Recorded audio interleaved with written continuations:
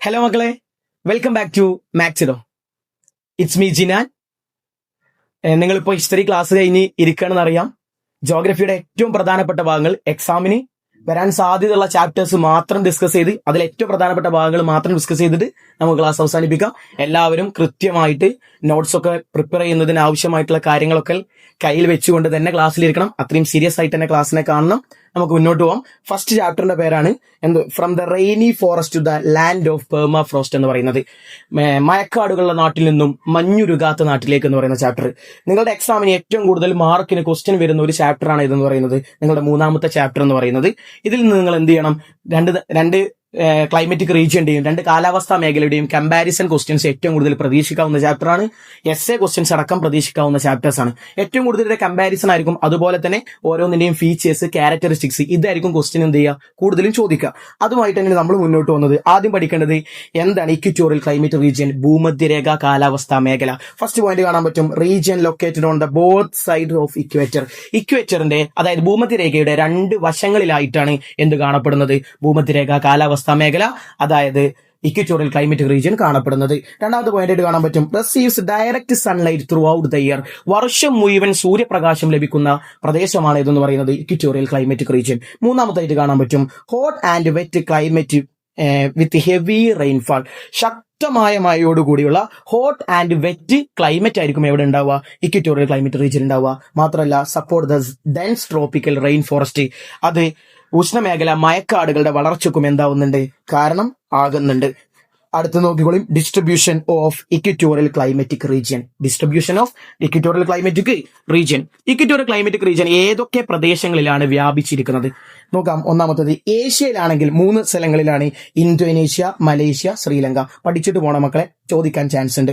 ആഫ്രിക്കയിലാണെങ്കിൽ Congo, Cameroon, Uganda, Kenya, Somalia, Gabon എന്ന് പറയുന്ന സ്ഥലങ്ങൾ. ഏതെങ്കിലും 1 or 2 എക്സാമ്പിൾസ് എന്ത് ചെയ്തിട്ട് പോവാ? പഠിച്ചിട്ട് പോവാ. അത് എക്സാമിന് എഴുതി വെക്കുക. അടുത്ത് കാണാൻ പറ്റും, സൗത്ത് അമേരിക്കയിലാണെങ്കിൽ Brazil, Colombia, Ecuador, Peru, Venezuela എന്ന് പറയുന്ന സ്ഥലങ്ങളിലൊക്കെ നിങ്ങൾക്ക് ഇക്വറ്റോറിയൽ ക്ലൈമറ്റിക് റീജിയൻ, അതായത് ഭൂമധ്യരേഖ കാലാവസ്ഥാ മേഖലയെ കാണാൻ പറ്റും. പിന്നെ ഈ എടുക്കുന്ന നോട്ട്സ്, സ്ലൈഡ്സ് നിങ്ങൾക്ക് ക്ലാസ് കഴിഞ്ഞ ഉടനെ തന്നെ നിങ്ങളുടെ വാട്സപ്പ് ഗ്രൂപ്പിൽ അവൈലബിൾ ആവും. അതിന്റെ ലിങ്ക് ഈ ക്ലാസിന്റെ ഡിസ്ക്രിപ്ഷൻ ബോക്സിലുണ്ട്. നിങ്ങളൊന്ന് ചെക്ക്ഔട്ട് ചെയ്ത് നോക്കാം. അടുത്തത് ഞാനതാ പറഞ്ഞത്, ഞാൻ എക്സാമിന് എങ്ങനെ പഠിക്കണം എന്നുള്ള രൂപത്തിലാണ് ഈ സ്ലൈഡ് തയ്യാറാക്കിയിട്ടുള്ളത്. ഇക്വറ്റോറിയൽ ക്ലൈമറ്റിക് റീജിയനിലെ ടെമ്പറേച്ചറിന്റെ ക്യാരക്ടറിസ്റ്റിക്സ് ആണ്, താപനിലയുടെ സവിശേഷതകളാണ് ആദ്യം പഠിക്കാൻ പോകുന്നത്. Uniform temperature through out the year. വർഷം മുഴുവൻ ഏകദേശം ഒരേപോലെയുള്ള കാലാവസ്ഥയായിരിക്കും, ടെമ്പറേച്ചർ ആയിരിക്കും എവിടെ ഉണ്ടാവുക? ഇക്വറ്റോറിയൽ ക്ലൈമറ്റിക് റീജിയനിൽ ഉണ്ടാവുക, ഭൂമധ്യരേഖ കാലാവസ്ഥാ മേഖലയിൽ കാണപ്പെടുന്നത്. രണ്ടാമത്തത്, mean annual temperature is around 27 degree Celsius ആയിരിക്കും. അതായത് ഒരു വർഷത്തെ ശരാശരി താപനില എന്ന് പറയുന്നത് 27 ഡിഗ്രി സെൽഷ്യസിലായിരിക്കും ഉണ്ടാവുക. അടുത്ത പോയിന്റ് ആയിട്ട് കാണാൻ പറ്റും, very small annual dural range of temperature. Dural range of temperature എന്ന് പറയുന്നത് എന്തായിരിക്കും എന്ന് പറയുന്നത് നോക്കുക, വെരി സ്മോൾ ആയിരിക്കും. വെരി സ്മോൾ എന്ന് പറഞ്ഞാൽ പഠിക്കേണ്ട ഒരു ദിവസത്തെ ഏറ്റവും കൂടിയ താപനിലയും ഏറ്റവും കുറഞ്ഞ താപനിലയും തമ്മിലുള്ള വ്യത്യാസത്തെയാണ് നമ്മൾ എന്ത് വിളിക്കുന്നത്? ഡ്യൂറൽ റേഞ്ച് ഓഫ് ടെമ്പറേച്ചർ എന്ന് പറയുന്നത്. അത് ഇവിടെ എന്തായിരിക്കും എന്ന് പറയുന്നത് നോക്കളെ, വളരെ കുറവായിരിക്കും, വെരി സ്മോൾ ആയിരിക്കും എന്നാണ് പറയുന്നത്. അടുത്തൊരു പോയിന്റ് ആയിട്ട് പറയുന്നുണ്ട്, no winter season due to the high insulation. High insulation കാരണമായിട്ട് അവിടെ എന്തുണ്ടാവില്ല എന്ന് പറയുന്ന നോക്കളെ, വിന്റർ ഉണ്ടാവില്ല, ശൈത്യകാലം ഉണ്ടാവില്ല. വിന്റർ സീസൺ ഉണ്ടാവില്ല, അതായത് എന്ത് കാലം ഉണ്ടാവില്ല? ശൈത്യകാലം ഉണ്ടാവില്ല. അതിനുള്ള കാരണം ഇൻസുലേഷൻ ആണ്. അടുത്തത്, high temperature cause high evaporation. Evaporation കൂടുതലായതുകൊണ്ട് തന്നെ, ബാഷ്പീകരണം കൂടുതലായതുകൊണ്ട് തന്നെ അവിടെ ഹൈ ടെമ്പറേച്ചർ ആയിരിക്കും, ഉയർന്ന താപനിലയായിരിക്കും കാണപ്പെടുന്നത്. നെക്സ്റ്റ് പോയിന്റ് ആയിട്ട് കാണാൻ പറ്റും, റെയിൻഫാളിന്റെ ക്യാരക്ടറിസ്റ്റിക്സ് ആണ്. അവിടുത്തെ മഴയുടെ പ്രത്യേകതകൾ എന്തൊക്കെയാണെന്നുള്ളതാണ്. Heavy rainfall throughout the year. വർഷം മുഴുവൻ ശക്തമായ മഴ ലഭിക്കും, അതിലാർക്കും സംശയം ഉണ്ടാവില്ല. രണ്ടാമത്തത്, annual rainfall ranges between 175 to 250 centimetre. 175 centimetre മുതൽ 250 സെന്റിമീറ്റർ വരെയാണ് അവിടെ എന്ത് ലഭിക്കുന്നത്? ആനുവൽ റെയിൻഫാൾ ലഭിക്കുന്നത്. അടുത്ത പോയിന്റ് ആയിട്ട് കാണാൻ പറ്റും, മെയിൻലി കൺവെൻഷണൽ റെയിൻഫാൾ. നമ്മൾ ഫസ്റ്റ് ചാപ്റ്ററിൽ ഡിസ്കസ് ചെയ്തതാണ് കൺവെൻഷണൽ റെയിൻഫാളിനെ കുറിച്ചിട്ട്. ആ കൺവെൻഷണൽ റെയിൻഫാൾ ആണ് അവിടെ മെയിൻലി എന്താവുന്നത്? അവൈലബിൾ ആവുന്നത് എന്നാണ് പറയുന്നത്. അതുകൂടാതെ 2 രൂപത്തിലുള്ള മഴ കൂടി അവിടെ അവൈലബിൾ ആണ്. ഒന്നാമത്തത് ഓറോഗ്രാഫിക് റെയിൻഫാളും അടുത്ത് കാണാൻ പറ്റും സൈക്ലോണിക് റെയിൻഫാളും. ജസ്റ്റ് ആ 2 റെയിൻഫാളിന്റെ നെയിമും കൂടി എന്ത് ചെയ്തിട്ട് പോവാ? പഠിച്ചിട്ട് പോവാ. സിമ്പിൾ ആണ്. ഒന്ന് കൺവെൻഷണൽ റെയിൻഫാള്, ഓറോഗ്രാഫിക് റെയിൻഫാള്, സൈക്ലോണിക് റെയിൻഫാള്. അടുത്ത പോയിന്റ് ആയിട്ട് കാണാൻ പറ്റും, natural vegetation and tropical rain forest. അതായത് ഇക്വറ്റോറിയൽ ക്ലൈമറ്റിക് റീജിയനിൽ ഭൂമധ്യരേഖ കാലാവസ്ഥാ മേഖലയിൽ ആകെ ഒരു നാച്ചുറൽ വെജിറ്റേഷനെ കുറിച്ചാണ് പഠിക്കാനുള്ളത്. അതെന്തിനെ കുറിച്ചാണ്? ട്രോപ്പിക്കൽ റെയിൻ ഫോറസ്റ്റ് ആണ്. ഉഷ്ണമേഖലാ മഴക്കാടുകളെ കുറിച്ചാണ് എന്ത് ചെയ്യാനുള്ളത്? പഠിക്കാനുള്ളത്. ഈ ഉഷ്ണമേഖലാ മഴക്കാടുകളെ അല്ലെങ്കിൽ ട്രോപ്പിക്കൽ റെയിൻ ഫോറസ്റ്റ് നമ്മൾ വിളിക്കുന്ന മറ്റൊരു പേരാണ് equatorial evergreen forest. Equatorial evergreen forest. അടുത്ത് കാണാൻ പറ്റും trees remains green through out the year. ഉഷ്ണമേഖലാ മഴക്കാടുകളിലെ അല്ലെങ്കിൽ ഭൂമധ്യരേഖ കാലാവസ്ഥാ മേഖലയിലെ മരങ്ങൾ എന്ന് പറയുന്നത് എപ്പോഴും എങ്ങനെയായിരിക്കും ഉണ്ടാവുക? ഗ്രീൻ ആയിട്ടായിരിക്കും ഉണ്ടാവുക. ട്രീസ് എപ്പോഴും എങ്ങനെയായിരിക്കും ഉണ്ടാവുക? ഗ്രീൻ. കാരണം എന്താണ്? വർഷം മുഴുവൻ അവിടെ ശക്തമായ മഴയും ലഭിക്കുന്നുണ്ട്. അതുപോലെ തന്നെ അവിടെ എന്തുണ്ടെന്ന് പറയുന്നത് എല്ലാ ദിവസവും ടെമ്പറേച്ചറും അവൈലബിൾ ആണ്. അതുകൊണ്ട് തന്നെ അവിടുത്തെ trees remains greens throughout the year പഠിച്ചിരിക്കണം. അടുത്ത point, no fixed season for flowering or fruiting. അത്ര മാത്രം പഠിച്ചാൽ മതി. അവിടെ ഫ്ലവറിങ്ങിനോ ഫ്രൂട്ടിങ്ങിനോ, അതായത് അവിടെ പുഷ്പിക്കാനോ അതുപോലെ തന്നെ കായ്ക്കനികൾ ഉണ്ടാവാനോ പ്രത്യേകം എന്തില്ല, ഒരു ഫിക്സ്ഡ് ആയിട്ടുള്ള സീസൺ ഇല്ല. അത് കഴിഞ്ഞിട്ട് പറയുന്നുണ്ട് ആമസോൺ റെയിൻ ഫോറസ്റ്റുകളെ നമ്മൾ വിളിക്കുന്ന പേരാണ് സെൽവാസ് എന്നുള്ളത്. മലയാളം മീഡിയത്തിലും ഇംഗ്ലീഷ് മീഡിയത്തിലും ആമസോൺ റെയിൻ ഫോറസ്റ്റുകൾ വിളിക്കുന്ന പേരാണെന്ത്? സെൽവാസ്. അടുത്തത് layers of equatorial evergreen forest എന്ന് പറയുന്നത് ഇതെന്താ പറയുന്നത്? Natural vegetation. നിങ്ങൾ ടെക്സ്റ്റ് ബുക്കിൽ ഒരു ഭാഗം കാണാൻ പറ്റും. നമ്മൾ മേലാപ്പ് അല്ലെങ്കിൽ അവിടെ കാര്യങ്ങളൊക്കെ പഠിച്ചിട്ടുണ്ടാവും. ആ ഭാഗത്ത് ഇതിന് അത്ര ഇമ്പോർട്ടൻസ് കൊടുക്കേണ്ട ആവശ്യം ഇല്ല. അടുത്തത് ഇക്വറ്റോറിയൽ റെയിൻ ഫോറസ്റ്റിൽ കാണപ്പെടുന്ന ഇമ്പോർട്ടന്റ് ആയിട്ടുള്ള ട്രീസ് ആണ് ഈ കാണുന്നത്. ഈ കാണുന്നതിന്റെ പേരിൽ ഒരു 3 എണ്ണെങ്കിലും എന്ത് ചെയ്തിട്ട് പോവാ? പഠിച്ചിട്ട് പോവാ. നമുക്ക് ഒരു കമ്പാരിസന്റെ ക്വസ്റ്റ്യൻ വരുമ്പോൾ അതിൽ എക്സാമ്പിൾ ആയിട്ട് ഒരു ഇമ്പോർട്ടന്റ് ആയിട്ടുള്ള 3 ട്രീസിന്റെ പേര് എന്ത് ചെയ്യാൻ കഴിയണം? എഴുതാനേ കാരണം ഏറ്റവും എളുപ്പമുള്ള ഏതെങ്കിലും 3 മരങ്ങളുടെ പേരെന്ത് ചെയ്തിട്ട് പോവാ? പഠിച്ചിട്ട്. മഹാഗണി, റോസ്വുഡ്, റബ്ബർ, ഏതെങ്കിലും 3 എന്ത് ചെയ്തിട്ട് പോവാ? പഠിച്ചിട്ട് പോവാ. അടുത്തത് fauna of equatorial climatic region. അതായത് ഇക്വറ്റോറിയൽ ക്ലൈമറ്റിക് റീജിയനിൽ കാണപ്പെടുന്ന മൃഗങ്ങൾ എന്തൊക്കെയാണെന്നുള്ളത്. Most animals are arboreal nature എന്ന് പറയുന്നത്. അവിടുത്തെ കൂടുതൽ മൃഗങ്ങളും എവിടെ ജീവിക്കുന്നതായിരിക്കും എന്ന് പറയുന്നത് ആർബോറിയൽ ആണ്. എന്ന് പറഞ്ഞാൽ മരത്തിൽ ജീവിക്കുന്ന ആളുകളായിരിക്കും. പഠിച്ചിരിക്കണം. Most animals are arboreal in nature. അടുത്തത് അവിടെ ലീമറസ് ഉണ്ട്, ചിമ്പാൻസീസ് ഉണ്ട്, ഒറാങ്ങുട്ടാൻ ഉണ്ട്, reptile like snakes, alligators, birds such as parrots, toucans and hornbills, ഇങ്ങനത്തെ കുറെ പക്ഷികളെയും അവിടെ എന്ത് ചെയ്യുന്നുണ്ട്? കാണപ്പെടുന്നുണ്ട് എന്നുള്ളതാണ്. അടുത്തതായിട്ട് അവിടെ പഠിക്കേണ്ട ഭാഗമാണ് human life in equatorial climatic region. ഭൂമധ്യരേഖ കാലാവസ്ഥാ മേഖലയിലെ മനുഷ്യ ജീവിതം എങ്ങനെയാണ്? ഇവിടെ ഒരു ക്വസ്റ്റ്യൻ പ്രതീക്ഷിക്കണം. ഹ്യൂമൻ ലൈഫ് ഇക്വറ്റോറിയൽ ക്ലൈമറ്റ് റീജിയനിലും അതുപോലെ തന്നെ ടെൻഡ്ര റീജിയനിലും നിങ്ങളോട് എന്ത് ചെയ്യാൻ പറയും? കമ്പാരിസൺ ചെയ്യാൻ പറയും. പഠിച്ചിട്ട് പോകണം. Region is personally populated. നിങ്ങളൊരു കാര്യം മനസ്സിലാക്കണം. ഇക്വറ്റോറിയൽ ക്ലൈമറ്റിക് റീജിയൻ ആയി കഴിഞ്ഞാലും അതുപോലെ തന്നെ ടെൻഡ്ര ക്ലൈമറ്റിക് റീജിയൻ ആയി കഴിഞ്ഞാലും അവിടെ രണ്ടും ഒരൊറ്റ പോയിന്റ് സെയിം ആണ്. Region is personally populated. 2 സ്ഥലങ്ങളിലും ജനസംഖ്യ കുറവാണ്. അത് ആ പോയിന്റ് 2ലും കോമൺ ആയിട്ട് നിങ്ങൾക്ക് എന്ത് ചെയ്യാൻ പറ്റും? എഴുതി വെക്കാനേ പറ്റും. രണ്ടാമത്തെ പോയിന്റ് ആയിട്ട് കാണാൻ പറ്റും dense forest and hot climate restrict settlement. അവിടെ ആളുകളുടെ ഈ പ്രശ്നം എന്ന് വെച്ചാൽ കൊടും കാടാണ്, ഡെൻസ് ഫോറസ്റ്റ് ആണ്, അതുപോലെ തന്നെ ഹോട്ട് ക്ലൈമറ്റ് ആണ്. അതുകൊണ്ട് തന്നെ അവിടെ ജനങ്ങൾ താമസിക്കുന്നത് കുറവാണ്. മേജർ ട്രൈബ്സ് അവിടെ ജീവിക്കുന്ന ആളുകൾ ആരൊക്കെയെന്ന് വെച്ചാൽ ട്രൈബ്സ് ആണ്, ഗോത്ര വിഭാഗക്കാരാണ്. ഒന്ന് പിഗ്മീസ്, രണ്ടാമത് ആമസോൺ ട്രൈബ്സ് ആൻഡ് ഒറാങ് അസ്ലി. ഈ 3 ആളുകൾ ട്രൈബ്സ് ആണ് അവിടെ എന്ത് ചെയ്യുന്നത്? കൂടുതലായിട്ടും താമസിക്കുന്നത്. അവരുടെ ജീവിത മാർഗം എന്ന് പറയുന്നത് people depend on hunting, phishing and gathering. Hunting എന്ന് പറഞ്ഞാൽ വേട്ടയാടുന്നു, ഫിഷിംഗ് എന്ന് പറഞ്ഞാൽ അവർക്ക് മത്സ്യബന്ധനമുണ്ട്, ഗാദറിംഗ് എന്ന് പറഞ്ഞാൽ അവരെന്ത് ചെയ്യും? കായ്ക്കനികളും മറ്റൊക്കെ ശേഖരിക്കും. ഇതിലൂടെയാണ് അവരെന്ത് ചെയ്യുന്നത്? അവരുടെ ജീവിതം മുന്നോട്ട് കൊണ്ടുപോകുന്നത്. അടുത്ത ഭാഗമാണ് അഗ്രികൾച്ചർ ഇൻ ഇക്വറ്റോറിയൽ റീജിയൻ. ഭൂമധ്യരേഖ കാലാവസ്ഥാ മേഖലയിലെ കാർഷിക മേഖല എങ്ങനെ വർക്ക് ചെയ്യുന്നു എന്നുള്ളതാണ്. Traditional farming is shifting cultivation. അവിടെ നിലനിൽക്കുന്ന ഒരു കൃഷി രീതി എന്ന് പറയുന്നത് ഷിഫ്റ്റിംഗ് കൾട്ടിവേഷൻ ആണ്, മാറ്റ കൃഷിയാണ്. Also called slash and burn agriculture. ഇംഗ്ലീഷിൽ മലയാളത്തിൽ പറയാറുണ്ട് വെട്ടിച്ചുട്ട് കൃഷി എന്നാണ് അറിയപ്പെടുന്നത്. Also called slash and burn agriculture. Land is cultivated until fertility is lost. അവർ എത്ര വരെ അവിടെ കൃഷി ചെയ്യാറുണ്ടെന്നാണ് പറയുന്നത്? ആ മണ്ണിന്റെ അല്ലെങ്കിൽ ആ ലാൻഡിന്റെ ഫെർട്ടിലിറ്റി നഷ്ടപ്പെടുന്നത് വരെ, ഫലഭൂഷ്ടം നഷ്ടപ്പെടുന്നത് വരെ ആ മണ്ണിൽ അവരെന്ത് ചെയ്യും? കൃഷി ചെയ്യും. അതിനുശേഷം farmers then move to new area. അവർ മറ്റൊരു ഭാഗങ്ങളിലേക്ക് എന്ത് ചെയ്യും? അവർ നീങ്ങി പോവാറുണ്ട് എന്നാണ് പറയുന്നത്. എന്നിട്ട് അവിടെ എന്ത് ചെയ്യും? കൃഷി ചെയ്യും. അടുത്തത് അവിടെ അവർ കൃഷി ചെയ്യുന്ന മേജർ ക്രോപ്സ് എന്തൊക്കെയാണ്? ഫുഡ് ക്രോപ്സ് ആയിട്ടുള്ള ടാപ്പിയോക്ക, യാം, മെയ്സ്, ബനാന, ഏതെങ്കിലുമൊക്കെ 2-3 പഠിച്ചു വെക്കുക. Plantation crops rubber, cocoa. Other crops oil palm, coconut, sugar cane, അത്തരത്തിലുള്ള കുറെ മേജർ ക്രോപ്സ് ആയിട്ട് അവിടെ കൃഷി ചെയ്യുന്നുണ്ട്. അടുത്തത് അവിടെ ഒരു പോയിന്റ് പറയുന്നുണ്ട്, Malaysia, Indonesia leader rubber production. മലേഷ്യയിലും ഇന്തോനേഷ്യയിലുമാണ് ഇക്വറ്റോറിയൽ ക്ലൈമറ്റ് റീജിയനിൽ ഏറ്റവും കൂടുതൽ എന്ത് നടക്കുന്നത്? റബ്ബർ പ്രൊഡക്ഷൻ നടക്കുന്നത് എന്നാണ് എന്ത് ചെയ്യുന്നത്? പറയുന്നത്. ഇനി നമ്മൾ ഏറ്റവും അവസാന ഭാഗത്ത് ഇക്വറ്റോറിയൽ ക്ലൈമറ്റ് റീജിയന്റെ ഏറ്റവും അവസാന ഭാഗത്ത് കുറച്ച് പോയിന്റ്സ് പഠിച്ചിട്ടുണ്ടാവും. Major challenges faced by equatorial climatic region. ഭൂമധ്യരേഖ കാലാവസ്ഥാ മേഖല അനുഭവിച്ചുകൊണ്ടിരിക്കുന്ന കുറെ പ്രശ്നങ്ങളുണ്ട്, ചലഞ്ചസ് ഉണ്ട്. അതിൽ ഒന്നാമത്തെയാണ് spread of diseases due to the hot and wet climate. ഹോട്ടും വെറ്റും ക്ലൈമറ്റും കാരണം അവിടെ രോഗങ്ങൾ പെട്ടെന്ന് എന്ത് ചെയ്യും, പകരാൻ സാധ്യതയുണ്ട്. അതാണ് ഒന്നാമത്തെ പോയിന്റ് എന്ന് പറയുന്നത്. രണ്ടാമത്തെ എന്ന് പറയുന്നത് ലാക്ക് ഓഫ് ബേസിക് അമ്യൂണിറ്റീസ് എന്ന് പറയുന്നത് അടിസ്ഥാന സൗകര്യങ്ങളുടെ കുറവ്. മൂന്നാമത്തെ പറയുന്നുണ്ട് dense forest hinder transport and communication. കൊടുങ്കാട് അല്ലെങ്കിൽ അവിടെയുള്ള ഇടതൂർന്ന വനങ്ങൾ അവിടെ എന്തിനൊക്കെ ബുദ്ധിമുട്ടാവുന്നുണ്ടെന്ന് പറയുന്നത് ട്രാൻസ്പോർട്ടേഷനെയും കമ്മ്യൂണിക്കേഷനെയും ഹിൻഡർ തടയുന്നുണ്ട് എന്നാണ് പറയുന്നത്. Last point large scale deformation. നല്ല കൂടിയ രൂപത്തിലുള്ള എന്ത് നടക്കുന്നുണ്ട്, ഡീഫോർമേഷൻ നടക്കുന്നുണ്ട്, ഡീഫോറസ്റ്റേഷൻ നടക്കുന്നുണ്ട്. ഡീഫോറസ്റ്റേഷൻ എന്ന് പറഞ്ഞാൽ അവിടെ കാടുകൾ എന്ത് ചെയ്യുന്നുണ്ട്, നശിപ്പിക്കുന്നുണ്ട് എന്നാണ് പറയുന്നത്. അതോടുകൂടി എന്ത് തീർന്നു, ഇക്വിറ്റോറിയൽ ക്ലൈമറ്റിക് റീജിയൻ തീർന്നു. ഇനി നമുക്ക് പഠിക്കാനുള്ളതാണ് ടെൻഡ്ര ക്ലൈമറ്റിക് റീജിയൻ. ടെൻഡ്ര റീജിയനെ കുറിച്ച് നോക്കിയോളൂ. ഈ ടെൻഡ്ര റീജിയനത്തെ നമ്മൾ വിളിക്കുന്ന മറ്റ് രണ്ട് പേരാണ് arctic or polar climatic region. അടുത്തതായിട്ട് കാണാൻ പറ്റും ഇത് എവിടെയാണ് സ്ഥിതി ചെയ്യുന്നത്, ആർട്ടിക് സർക്കിളിന്റെ അടുത്തായിട്ടാണ് located near the arctic circle. അടുത്തത് എക്സ്ട്രീം കോൾഡ് ക്ലൈമറ്റ് ആണ്. അപ്പുറത്ത് നിങ്ങൾ കമ്പാരിസൺ വരുമ്പോൾ എഴുതിയേക്കണം. അപ്പുറത്താണെങ്കിൽ hot and wet heavy rainfall climate ആണെന്നുണ്ടെങ്കിൽ ഇവിടെ പറയണം എക്സ്ട്രീം കോൾഡ് ക്ലൈമറ്റ് ആണ്. Land remains frozen for most of the year. വർഷം മുഴുവൻ എങ്ങനെയായിരിക്കും കാണപ്പെടുന്നതെന്ന് പറയുന്നത് നോക്കളെ, ഫ്രോസൺ ആയിട്ടാണ്, ഐസ് ആയിട്ടാണ് എന്ത് ചെയ്യുന്നത്, ഈ പ്രദേശത്തെ കാണപ്പെടുന്നത് എന്നാണ് പറയുന്നത്. അടുത്തത് നമ്മൾ അപ്പുറത്ത് പഠിച്ചതുപോലെ തന്നെ ഡിസ്ട്രിബ്യൂഷൻ ഓഫ് ടെൻഡ്ര റീജിയൻ.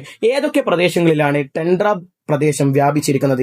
ഏഷ്യയിലാണെങ്കിൽ കാണാൻ പറ്റും സൈബീരിയ, യൂറോപ്പിലാണെങ്കിൽ ഐസ്ലാൻഡ്, നോർത്ത് സ്കാൻഡിനേവിയ, നോർത്ത് അമേരിക്കയിലാണെങ്കിൽ ഗ്രീൻലാൻഡ്, അലാസ്ക, നോർത്ത് കാനഡ എന്നീ പ്രദേശങ്ങളിലാണ് ടെൻഡ്ര റീജിയൻ വിഭജിച്ചിരിക്കുന്നത്. ഇനി ക്ലൈമറ്റ് ഓഫ് ടെൻഡ്ര റീജിയൻ ഇത് ഇങ്ങനെ കൊടുത്തിട്ടുള്ള എന്തിനാന്ന് വെച്ച് കഴിഞ്ഞാൽ ഈ സ്ലൈഡ് ഉപയോഗിച്ച് നിങ്ങൾ പഠിക്കുന്ന സമയത്ത് നിങ്ങൾക്ക് കമ്പാരിസൺ ചെയ്ത് പഠിക്കാൻ എളുപ്പമാകും എന്നുള്ളത് കൊണ്ടാണ് ഇങ്ങനെ തന്നെ കൊടുത്തിട്ടുള്ളത്.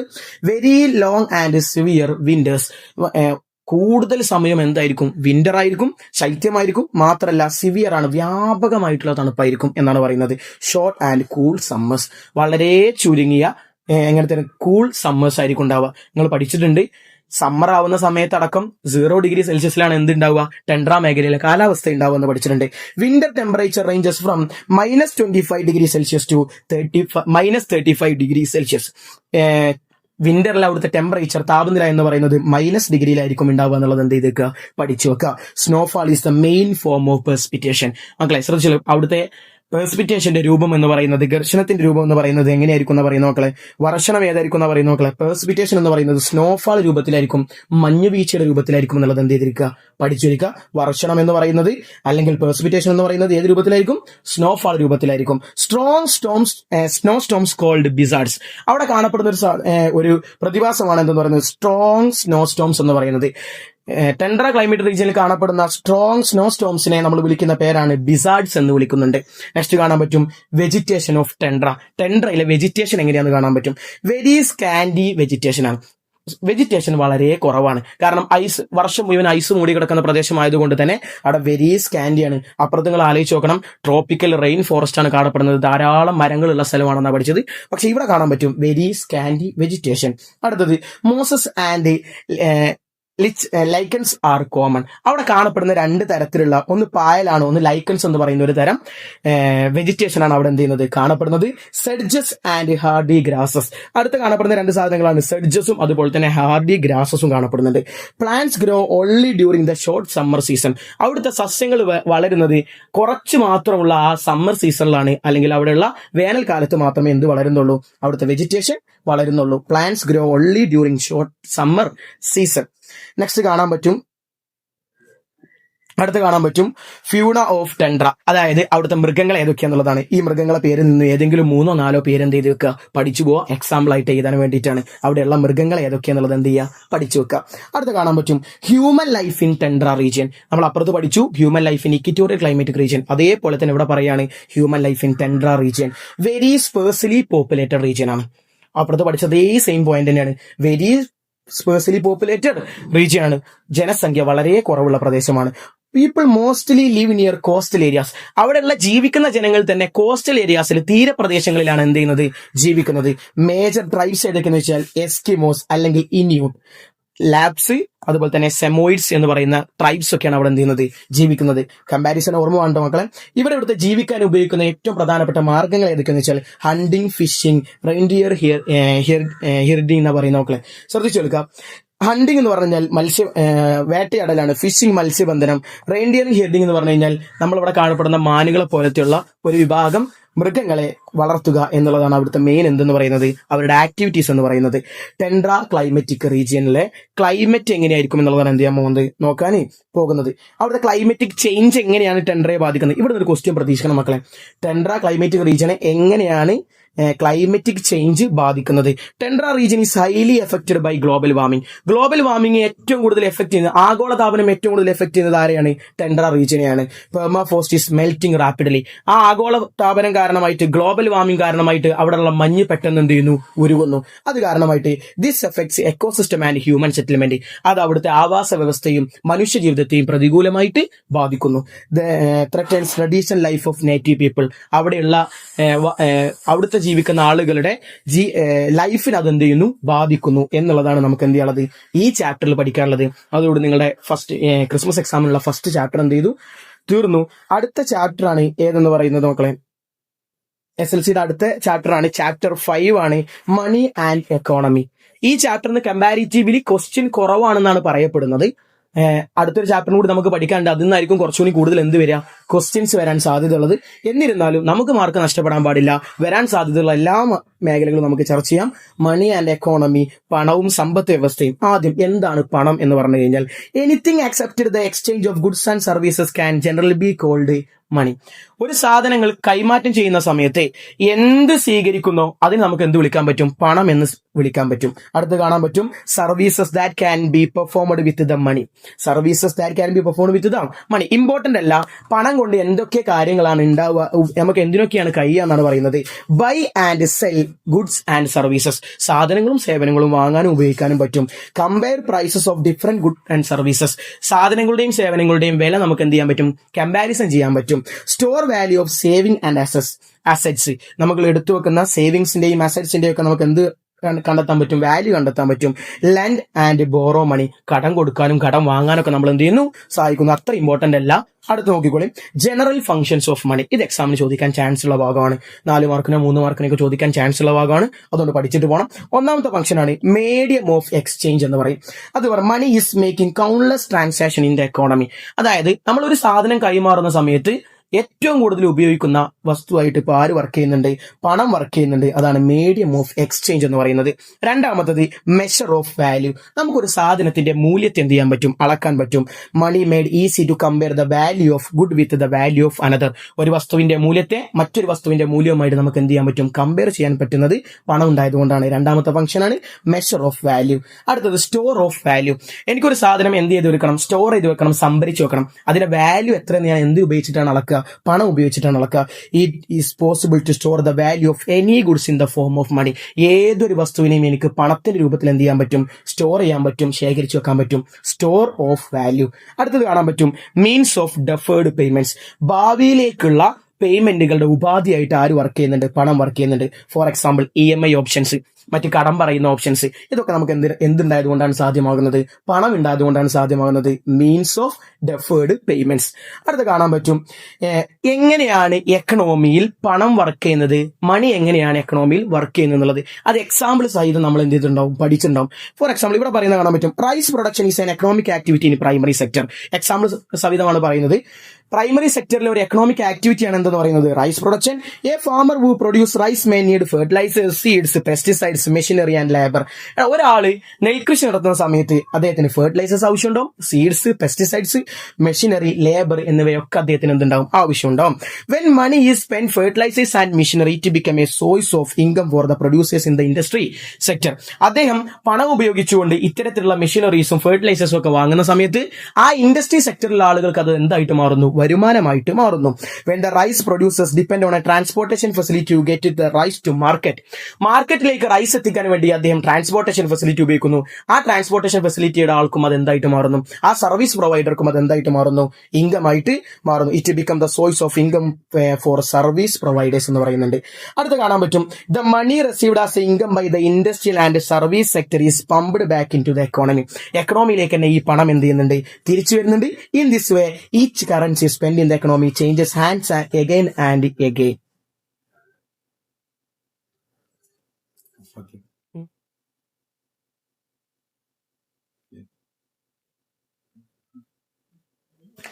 Velocity of circulation of money അടുത്ത പഠിക്കാനാണ്. ചിലപ്പോൾ ഒരു 2 മാർക്കിനോ 2 മാർക്കിന്റെ ക്വസ്റ്റൻ ആയിട്ട് ചോദിക്കാൻ ചാൻസ് ഉള്ള സാധനമാണ് velocity of circulation of money. പഠിച്ചിട്ട് പോകണം. സിമ്പിൾ ആണ്.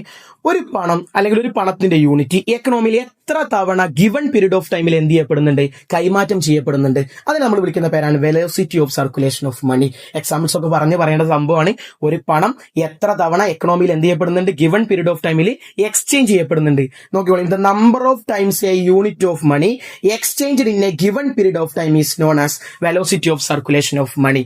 ഒരു സമ്പത്ത് വ്യവസ്ഥയിൽ ഒരു യൂണിറ്റ് ഓഫ് മണി എത്ര തവണ എന്ത് ചെയ്യപ്പെടുന്നുണ്ട്, എക്സ്ചേഞ്ച് ചെയ്യപ്പെടുന്നുണ്ട്. അടുത്തത് പഠിക്കാനുള്ള ഭാഗമാണ് Reserve Bank of India. 1 word question ചോദിക്കാൻ ഏറ്റവും സാധ്യതയുള്ള ഭാഗമാണ് എന്ന് പറയുന്നത്. നോക്കളെ, the reserve Bank of India എന്ന് പറയുന്നത് സെൻട്രൽ ബാങ്ക് ഓഫ് ഇന്ത്യയാണ്. ഇന്ത്യയുടെ സെൻട്രൽ ബാങ്ക് ആണ് ഇതെന്ന് പറയുന്നത് Reserve Bank of India. It's headed by governor. ഇതിന് നേതൃത്വം നൽകുന്നത് ആരാണ്, റിസർവ് ബാങ്ക് ഗവർണർ ആണെന്ന് പറയുന്നത്.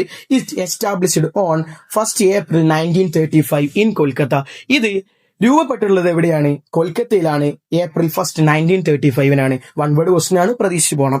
ഇതിന്റെ ഹെഡ് ക്വാർട്ടേഴ്സ് ആദ്യം ഉണ്ടായിരുന്നു കൊൽക്കത്തയിലാണെങ്കിൽ അത് പിന്നീട് എവിടേക്ക് ഷിഫ്റ്റ് ചെയ്തു, മുംബൈയിലേക്ക് ഷിഫ്റ്റ് ചെയ്തു. ഷിഫ്റ്റ് ചെയ്ത വർഷം 1937 ആണ്. പഠിച്ചിട്ട് പോവുക. It was nationalised in 1949. 1949 ഇത് നാഷണലൈസ് ചെയ്യപ്പെട്ടു. 1 വേർഡ് ക്വസ്റ്റ്യൻ പ്രതീക്ഷിക്കാവുന്ന ഭാഗമാണ്. Functions of reserve Bank of India. ഇന്ത്യയിലെ റിസർവ് ബാങ്കിന്റെ ഫംഗ്ഷൻസ് എന്തൊക്കെയാണ്, ക്വസ്റ്റ്യൻ വരാൻ നല്ല സാധ്യതയുള്ള ഭാഗമാണ്. ചിലപ്പം ഇത് 2 or 3 തന്നിട്ട് ഹിൻസ് തന്നിട്ട് എസ് എ ക്വസ്റ്റ്യൻ ചോദിക്കാൻ ചാൻസ് ഉണ്ട്. അല്ലെങ്കിൽ ഇതിൽ നിന്നുള്ള ഭാഗങ്ങളിൽ തന്നെ എസ് എ ക്വസ്റ്റ്യൻ പ്രതീക്ഷിക്കാവുന്ന ഭാഗങ്ങൾ ഇതിലുണ്ട്. നമ്മളെ ഇൻഫ്ലേഷൻ കൺട്രോൾ ചെയ്യുന്ന ഭാഗമൊക്കെ നമ്മളെ ഫംഗ്ഷൻസിലാണ് വരുന്നത്. നമുക്ക് നോക്കാം. ഫസ്റ്റ് ഫംഗ്ഷൻ എന്ന് പറയുന്നത് പ്രിന്റിംഗ് ആൻഡ് ഇഷ്യൂയിങ് കറൻസി. രണ്ടാമത്തത് ബാങ്കേഴ്സ് ബാങ്ക്. മൂന്നാമത്തത് control the supply of money and credit, act as a government bank, custodian of foreign exchange reserves, publication of reports. ഇത് വിശദമായിട്ട് പഠിച്ചിട്ടില്ലെങ്കിലും ഈ പോയിന്റ് എങ്കിലും മിനിമം എന്ത് ചെയ്തിട്ട് പോകണം, പഠിച്ചിട്ട് പോകണം. നമുക്ക് ഒന്നാമത്തെ പോയിന്റ് നോക്കാം, പ്രിന്റിംഗ് ആൻഡ് ഇഷ്യൂയിങ് കറൻസി. എല്ലാ പോയിന്റും പഠിക്കണം എന്നില്ല, സെലക്ട് ചെയ്ത് വെച്ചിട്ടുള്ള പോയിന്റ് മാത്രം പഠിച്ചാൽ മതി. നോക്കാം നമുക്ക്. Reserve Bank of India act പ്രകാരം ഇന്ത്യയിൽ 1 rupee നോട്ടും അതുപോലെ തന്നെ കോയിൻസും ഒഴിച്ച് ബാക്കിയുള്ള എല്ലാ കറൻസീസും പ്രിന്റ് ചെയ്യാനുള്ള അധികാരം ആർക്ക് മാത്രമേ ഉള്ളൂ, റിസർവ് ബാങ്ക് ഓഫ് ഇന്ത്യക്ക് മാത്രമേ ഉള്ളൂ. 1 rupee കോയിനും അതുപോലെ തന്നെ 1 rupee നോട്ടും കോയിൻസും അച്ചടിക്കാനുള്ള അധികാരം ആർക്കാണുള്ളത്, ministry of finance, government of ഇന്ത്യക്കാണെന്നുള്ളത് മനസ്സിലാക്കി വെക്കാം. The reserve Bank of India is responsible for designing, incorporating the security features, printing and distributing of currency. Reserve Bank of India responsible ആണ് എന്തിനൊക്കെ, നോട്ട്സ് ഡിസൈൻ ചെയ്യാൻ, നമ്മളെ കറൻസി ഡിസൈൻ ചെയ്യാൻ, incorporating the security features, അതിൽ security features ഉൾപ്പെടുത്താൻ, അതുപോലെ തന്നെ printing and distributing currency, അത് പ്രിന്റ് ചെയ്യാനും അത് വിതരണം ചെയ്യാനും അവർ റെസ്പോൺസിബിൾ ആണ്. Currency notes R printed the government India's printing process at. അതായത് ഇതും ചോദിക്കാൻ സാധ്യതയുള്ള ഭാഗമാണ്. നമ്മുടെ നാട്ടിൽ റിസർവ് ബാങ്ക് ഓഫ് ഇന്ത്യ എവിടെയൊക്കെയാണ് നോട്ട് അച്ചടിച്ചിറക്കുന്നത്? ഒന്നാമത്തത് നാസിക്കിൻ മഹാരാഷ്ട്ര, രണ്ടാമത്തത് ദേവാസ് മധ്യപ്രദേശ്. അടുത്ത കാണാൻ പറ്റും, it's also printed 2 presses at Mysore in Karnataka, Salboni in West Bengal by Bharatiya Reserve Bank note Mudran limited owned by RBI. RBIന്റെ മറ്റൊരു പ്രസിന്റെ പേരാണെന്ന് പറയുന്നത് Bharatiya Reserve Bank Mudran limited. എവിടേക്കാണുള്ളതെന്ന് ചോദിച്ചു കഴിഞ്ഞാൽ നാസിക്, ദേവാസ്, അതുപോലെ തന്നെ മൈസൂര്, സാൽബോണി എന്നീ പ്രദേശങ്ങളിൽ വെച്ചിട്ടാണ് നമ്മൾ കറൻസീസ് അച്ചടിച്ചിറക്കുന്നത്. കോയിൻസ് നമ്മൾ മൈൻ ചെയ്യുന്നത് എവിടെയെന്ന് വെച്ചാൽ മുംബൈ, ഹൈദരാബാദ്, കൊൽക്കത്ത, നോയിഡ എന്നീ പ്രദേശങ്ങളിൽ വെച്ചിട്ടാണ്. അതാണ് അവിടുന്ന് ചോദിക്കാൻ സാധ്യതയുള്ള ഭാഗം എന്ന് പറയുന്നത്. രണ്ടാമത്തത് അതിൽ തന്നെ വരുന്ന മറ്റൊരു ഭാഗമാണ് ഡീമോണിറ്റൈസേഷൻ എന്ന് പറയുന്നത്. ഡീമോണിറ്റൈസേഷൻ എന്ന് പറഞ്ഞു കഴിഞ്ഞാൽ ഇപ്പൊ സർക്കുലേഷനിലുള്ള ഒരു യൂണിറ്റ് ഓഫ് ഒരു മണി എന്ന് പറയുന്നത്, ഒരു പണത്തെ ഗവൺമെന്റിന്റെ നിർദ്ദേശപ്രകാരം RBIക്ക് എന്ത് ചെയ്യാൻ പറ്റും, വിഡ്രോ ചെയ്യാൻ പറ്റും. അത് നമ്മൾ വിളിക്കുന്ന പേരാണ് ഡീമോണിറ്റൈസേഷൻ എന്ന് പറയുന്നത്. Based on the government instruction, ഗവൺമെന്റിന്റെ ഇൻസ്ട്രക്ഷൻ പ്രകാരം the reserve Bank of India can withdraw the currency notes in circulation. ഇപ്പോൾ സർക്കുലേഷനിലുള്ള ഒരു നോട്ട്സിനെ ഗവൺമെന്റിന്റെ ഇൻസ്ട്രക്ഷൻ പ്രകാരം ആർക്ക് വിഡ്രോ ചെയ്യാൻ പറ്റും, RBIക്ക് വിഡ്രോ ചെയ്യാൻ പറ്റും. അത് നമ്മൾ വിളിക്കുന്ന പേരാണ് ഡീമോണിറ്റൈസേഷൻ. എക്സാമിന് 2 മാർക്കിന് ചോദിക്കാൻ സാധ്യതയുള്ള ക്വസ്റ്റ്യൻ ആണ്. അടുത്തത് ബാങ്കേഴ്സ് ബാങ്ക്. ബാങ്കേഴ്സ് ബാങ്കിൽ 3 പോയിന്റ് പഠിക്കാനുണ്ട്. RBI act as a bankers bank. ബാങ്കുകളുടെ ബാങ്ക് ആയിട്ട് ആര് ആക്ട് ചെയ്യുന്നു, RBI ആക്ട് ചെയ്യുന്നു. Provides emergency loan to banks. RBI ഈ ബാങ്കുകൾക്ക് എമർജൻസി ലോൺസ് പ്രൊവൈഡ് ചെയ്യുന്നു. Maintains cash reserves of bank. ബാങ്കുകളുടെ റിസർവുകൾ, കരുതൽ ധനം ആര് സൂക്ഷിച്ചു വെക്കുന്നു, RBI സൂക്ഷിച്ചു വെക്കുന്നു. അടുത്തത് helps in settlement of Inter bank transaction. ബാങ്കുകൾ തമ്മിലുള്ള ട്രാൻസാക്ഷൻസ് ആരാണ് സെറ്റിൽ ചെയ്യുന്നത്, റിസർവ് ബാങ്കാണ് സെറ്റിൽ ചെയ്യുന്നത്. അതാണ് അവിടെ പഠിക്കാനുള്ളത്. അതിൽ തന്നെയുള്ള അടുത്തൊരു ഭാഗം പഠിക്കാനുണ്ട്, ഇൻഫ്ലേഷൻ ആണ് പഠിക്കാനുള്ളത്. ഏതാ പഠിക്കാനുള്ള ഭാഗം മക്കളെ? ഇൻഫ്ലേഷൻ. നെക്സ്റ്റ് വരുന്ന ഭാഗമാണ് എന്താണ് ഇൻഫ്ലേഷൻ, ക്വസ്റ്റ്യൻ ചോദിക്കാൻ സാധ്യതയുണ്ട്. ഇൻഫ്ലേഷൻ കൺട്രോൾ എന്നും ചോദിക്കാൻ സാധ്യതയുണ്ട്. നോക്കിക്കോളൂ. ഇൻഫ്ലേഷൻ എന്ന് പറഞ്ഞു കഴിഞ്ഞാൽ inflation is the rise of general price level of goods and services. സാധനങ്ങളുടെയും സേവനങ്ങളുടെയും പൊതുവില നിലവാരം വർദ്ധിക്കുന്നതിന് നമ്മൾ വിളിക്കുന്ന പേരാണ് എന്ത്? ഇൻഫ്ലേഷൻ. അത്രമാത്രം പഠിച്ചാൽ പോരാ. Occurs when money supply increase faster than production. എപ്പോഴാണ് ഇങ്ങനെ general price of money increase ആവുന്ന പറയുന്നത്? When money supply increases faster than the production. ഉൽപാദനത്തെക്കാൾ കൂടുതൽ മണി സപ്ലൈ ഇൻക്രീസ് ആയി കഴിഞ്ഞാൽ അവിടെ എന്ത് ഉണ്ടാവും? ഇൻഫ്ലേഷൻ ഉണ്ടാവും, പണപ്പെരുപ്പം ഉണ്ടാവും എന്നാണ് പറയുന്നത്. നോക്കിക്കോളും. ഇത് നമ്മുടെ നാട്ടിൽ അളക്കുന്ന ആളുകൾ ആരാന്ന് ചോദിച്ചു കഴിഞ്ഞാൽ നാഷണൽ സ്റ്റാറ്റിസ്റ്റിക്കൽ ഓഫീസാണ്. അവരത് ഏത് ഉപയോഗിച്ചിട്ടാണ് കണ്ടക്ട് ചെയ്യുന്നത് ചോദിച്ചു കഴിഞ്ഞാൽ പ്രൈസ് ഇൻഡെക്സ് നോക്കിയിട്ട്, കൺസ്യൂമർ പ്രൈസ് ഇൻഡെക്സ് നോക്കിയിട്ടാണ് അവരത് കണക്കാക്കുന്നത്. ഇൻഫ്ലേഷൻ ചോദിക്കുന്ന സമയത്ത് ഇത് മുഴുവനായിട്ടും എഴുതി വെക്കാൻ എന്ത് ചെയ്യുക? ശ്രദ്ധിക്കുക. അടുത്ത പോയിന്റ് കാണാൻ പറ്റും, എഫക്ട്സ് ഓഫ് ഇൻഫ്ലേഷൻ. ഇൻഫ്ലേഷൻ ഉണ്ടായി കഴിഞ്ഞാൽ reduce the purchasing power of money. പണത്തിന്റെ പർച്ചേസിംഗ് പവർ എന്ത് ചെയ്യും? കുറയും. മാത്രമല്ല നെഗറ്റീവ്ലി എഫക്ട് ചെയ്ത എക്കണോമിക് ഗ്രോത്ത്. അത് എക്കണോമിക് ഗ്രോത്തിനെ, രാജ്യത്തിന്റെ എക്കണോമിക് ഗ്രോത്തിനെ പ്രതികൂലമായിട്ട് ബാധിക്കുകയും ചെയ്യും. ആൻഡ് പ്രൊഡക്ഷൻ അത്ര അവിടെ പഠിച്ചാൽ മതി മക്കളെ. Controlling the credit and money supply most important ആയിട്ടുള്ള പോയിന്റ് ആണ്. കാരണം ഇതിൽ എസ്എ ക്വസ്റ്റ്യൻ വരാൻ സാധ്യതയുള്ള ഒരു ഭാഗത്തെ കുറിച്ചാണ് ചർച്ച ചെയ്യുന്നത്. കൺട്രോളിംഗ്, അല്ലെങ്കിൽ 4 മാർക്കിന്റെയോ 5 മാർക്കിന്റെയോ ക്വസ്റ്റ്യൻ ഇതിൽ നമ്മൾ പറയുന്നതിൽ ഏതെങ്കിലും ഒന്ന് ചോദിക്കും, പറഞ്ഞുതരാം. Controlling credit and money supply. പണത്തിന്റെ വിതരണത്തെ എന്ത് ചെയ്യുക? കൺട്രോൾ ചെയ്യുക. അത് ആരുടെ ഉത്തരവാദിത്തമാണ്? RBI യുടെ ഫംഗ്ഷൻ ആണ്. നോക്കാം നമുക്ക്. Uncontrolled lending by banks lead to the increase in the money supply in the economy. അതുപോലെ തന്നെ and also inflation. This need to be controlled എന്നാണ് പറയുന്നത്. പോയിന്റ് പഠിച്ചു വെക്കേണ്ട ആവശ്യമില്ല, നിങ്ങൾക്ക് മനസ്സിലാവാൻ വേണ്ടി പറഞ്ഞുതരാണ്. നമ്മുടെ നാട്ടിൽ അൺകൺട്രോൾഡ് ആയിട്ട് മണി സപ്ലൈ ഉണ്ടായി കഴിഞ്ഞാൽ അത് എന്തിലേക്ക് നയിക്കുന്നു? ഇൻഫ്ലേഷനിലേക്ക് നയിക്കുന്നു. അതുകൊണ്ട് ആ അൺകൺട്രോൾഡ് ആയിട്ട് പോകുന്ന മണി സപ്ലൈ കൺട്രോൾ ചെയ്യൽ എന്താണ്? നിർബന്ധമാണ്. എങ്ങനെയൊക്കെയാണ് ഇൻഫ്ലേഷനെ അല്ലെങ്കിൽ പണപ്പെരുപ്പത്തെ ആര് കൺട്രോൾ ചെയ്യുന്നത്? RBI കൺട്രോൾ ചെയ്യുന്നത്. അതാണ് പഠിക്കാനുള്ളത്. RBI uses quantitative and qualitative measures control credit. RBIക്ക് ക്വാണ്ടിറ്റേറ്റീവ് മെഷേഴ്സ് ഉണ്ട്, ക്വാളിറ്റേറ്റീവ് മെഷേഴ്സ് ഉണ്ട്. മക്കളെ ഈ ബോക്സിലുള്ളതിൽ എല്ലാ പോയിന്റും എന്ത് ചെയ്യുക? പഠിക്കുക. ഏറ്റവും ഇമ്പോർട്ടന്റ് ആയിട്ട് മനസ്സിലായി പഠിക്കേണ്ട 2 പോയിന്റ് ഇതിലുള്ളൂ. ചേഞ്ച് ഇൻ ബാങ്ക് റേറ്റ്സും ചേഞ്ച് ഇൻ റിസർവ് റേറ്റ്സും. ബാങ്കുകൾ എന്തിൽ മാറ്റം വരുത്തുന്നു? ബാങ്ക് റേറ്റുകളിൽ മാറ്റം വരുത്തുന്നു. രണ്ടാമത്തത് റിസർവ് റേറ്റുകളിൽ മാറ്റം വരുത്തുന്നു. എങ്ങനെയാണ് നമുക്ക് പരിശോധിക്കാം? How inflation controlled by RBI. അതാണ് നമുക്ക് പഠിക്കാൻ ഏറ്റവും പ്രധാനപ്പെട്ട പോയിന്റ്. ഇതാണ് ഞാൻ പറഞ്ഞത്. ഇതിൽ 2 ഭാഗത്ത് ഏതെങ്കിലും ഒന്ന് ചോദിക്കും.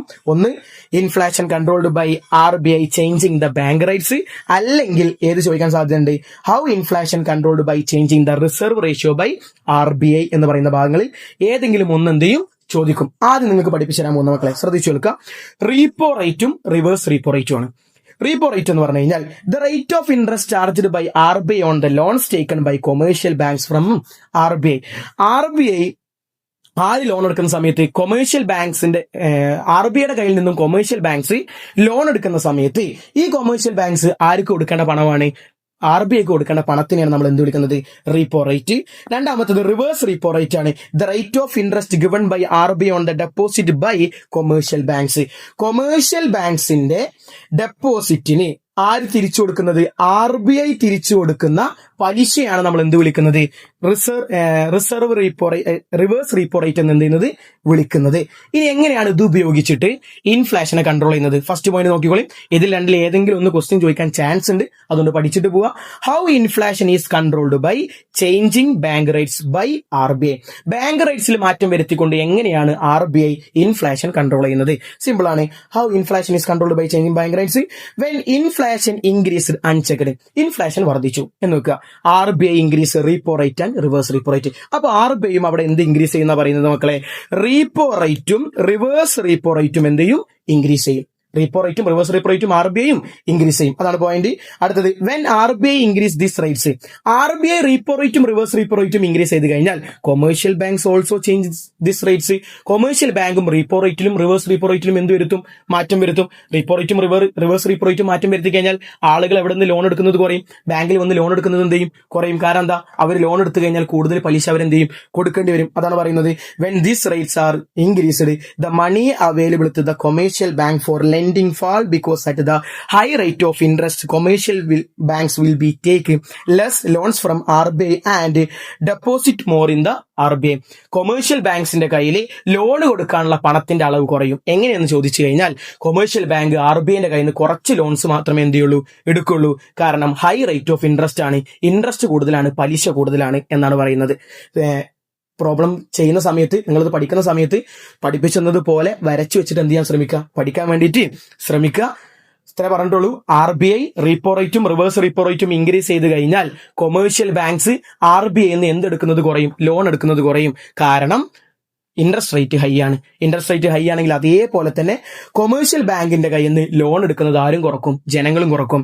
In the same way loans taken by public will also be less. കാരണം the money available in the economy also would be less. അത് കാരണമായിട്ട് എക്കണോമിയിലുള്ള പണത്തിന്റെ അളവും എന്ത് ചെയ്യുന്നു, കുറയുന്നു. When the rate of interest is high people will prefer to save more money rather than spend. Interest rate കൂടുതലാവുന്ന സമയത്ത് അവർ മണി സ്പെൻഡ് ചെയ്യുന്നതിനേക്കാളും കൂടുതൽ എന്ത് ചെയ്യാൻ വേണ്ടി ശ്രമിക്കും, സേവ് ചെയ്യാൻ വേണ്ടി ശ്രമിക്കും. അവർ ബാങ്കിൽ കൊണ്ടുപോയിട്ട് അതെന്ത് ചെയ്യും, സേവ് ചെയ്യും. അങ്ങനെ the money held by public force to commercial bank from there to reserve bank. ജനങ്ങളുടെ കയ്യിലുള്ള പൈസ കൊമേഴ്ഷ്യൽ ബാങ്കിലേക്കും കൊമേഴ്ഷ്യൽ ബാങ്കിന്റെ കയ്യിലുള്ള പൈസ ഇവിടേക്കും എത്തുന്നു, റിസർവ് ബാങ്കിലേക്കും എത്തുന്നു. അങ്ങനെ the amount of money in economy decrease and inflation comes under control. അങ്ങനെ ജനങ്ങളുടെ കയ്യിലുള്ള പൈസ RBIന്റെ കയ്യിലെത്തുന്നു. അവിടെ അങ്ങനെ എന്ത് കൺട്രോൾ ചെയ്യുന്നു, ഇൻഫ്ലേഷൻ കൺട്രോൾ ചെയ്യുന്നു എന്നാണ് പറയുന്നത്. നോക്കാം നമുക്ക് അടുത്തത് എങ്ങനെയാണ് റിസർവ് റേറ്റിൽ മാറ്റം വരുത്തിക്കൊണ്ട് RBI ഇൻഫ്ലേഷൻ കൺട്രോൾ ചെയ്യുന്നത്. ഇപ്പൊ പഠിച്ചത് ബാങ്ക് റേറ്റ്സിൽ മാറ്റം വരുത്തിക്കൊണ്ട് എങ്ങനെയാണ് RBI ഇൻഫ്ലേഷൻ കൺട്രോൾ ചെയ്യുന്നത്. അടുത്ത പറയാണ് how inflation is controlled by change in the reserve ratio by RBI. ആദ്യം പഠിക്കേണ്ട കാര്യം എന്താ വെച്ചാൽ എന്താണ് റിസർവ് റേഷ്യോ എന്ന് പറഞ്ഞു കഴിഞ്ഞാൽ, ഒരു ബാങ്കിൽ ഇപ്പൊ എക്സാമ്പിൾ പറയുകയാണെങ്കിൽ ഒരു ബാങ്കിൽ 100 കോടി ഡെപ്പോസിറ്റ് വന്നു, 100 കോടി എന്ത് വന്നു, ഡെപ്പോസിറ്റ് വന്നു. അതിൽ നിന്നും ഒരു നിശ്ചിത തുക ആർക്ക് കൊടുക്കണം എന്നാ പറയുന്നത്,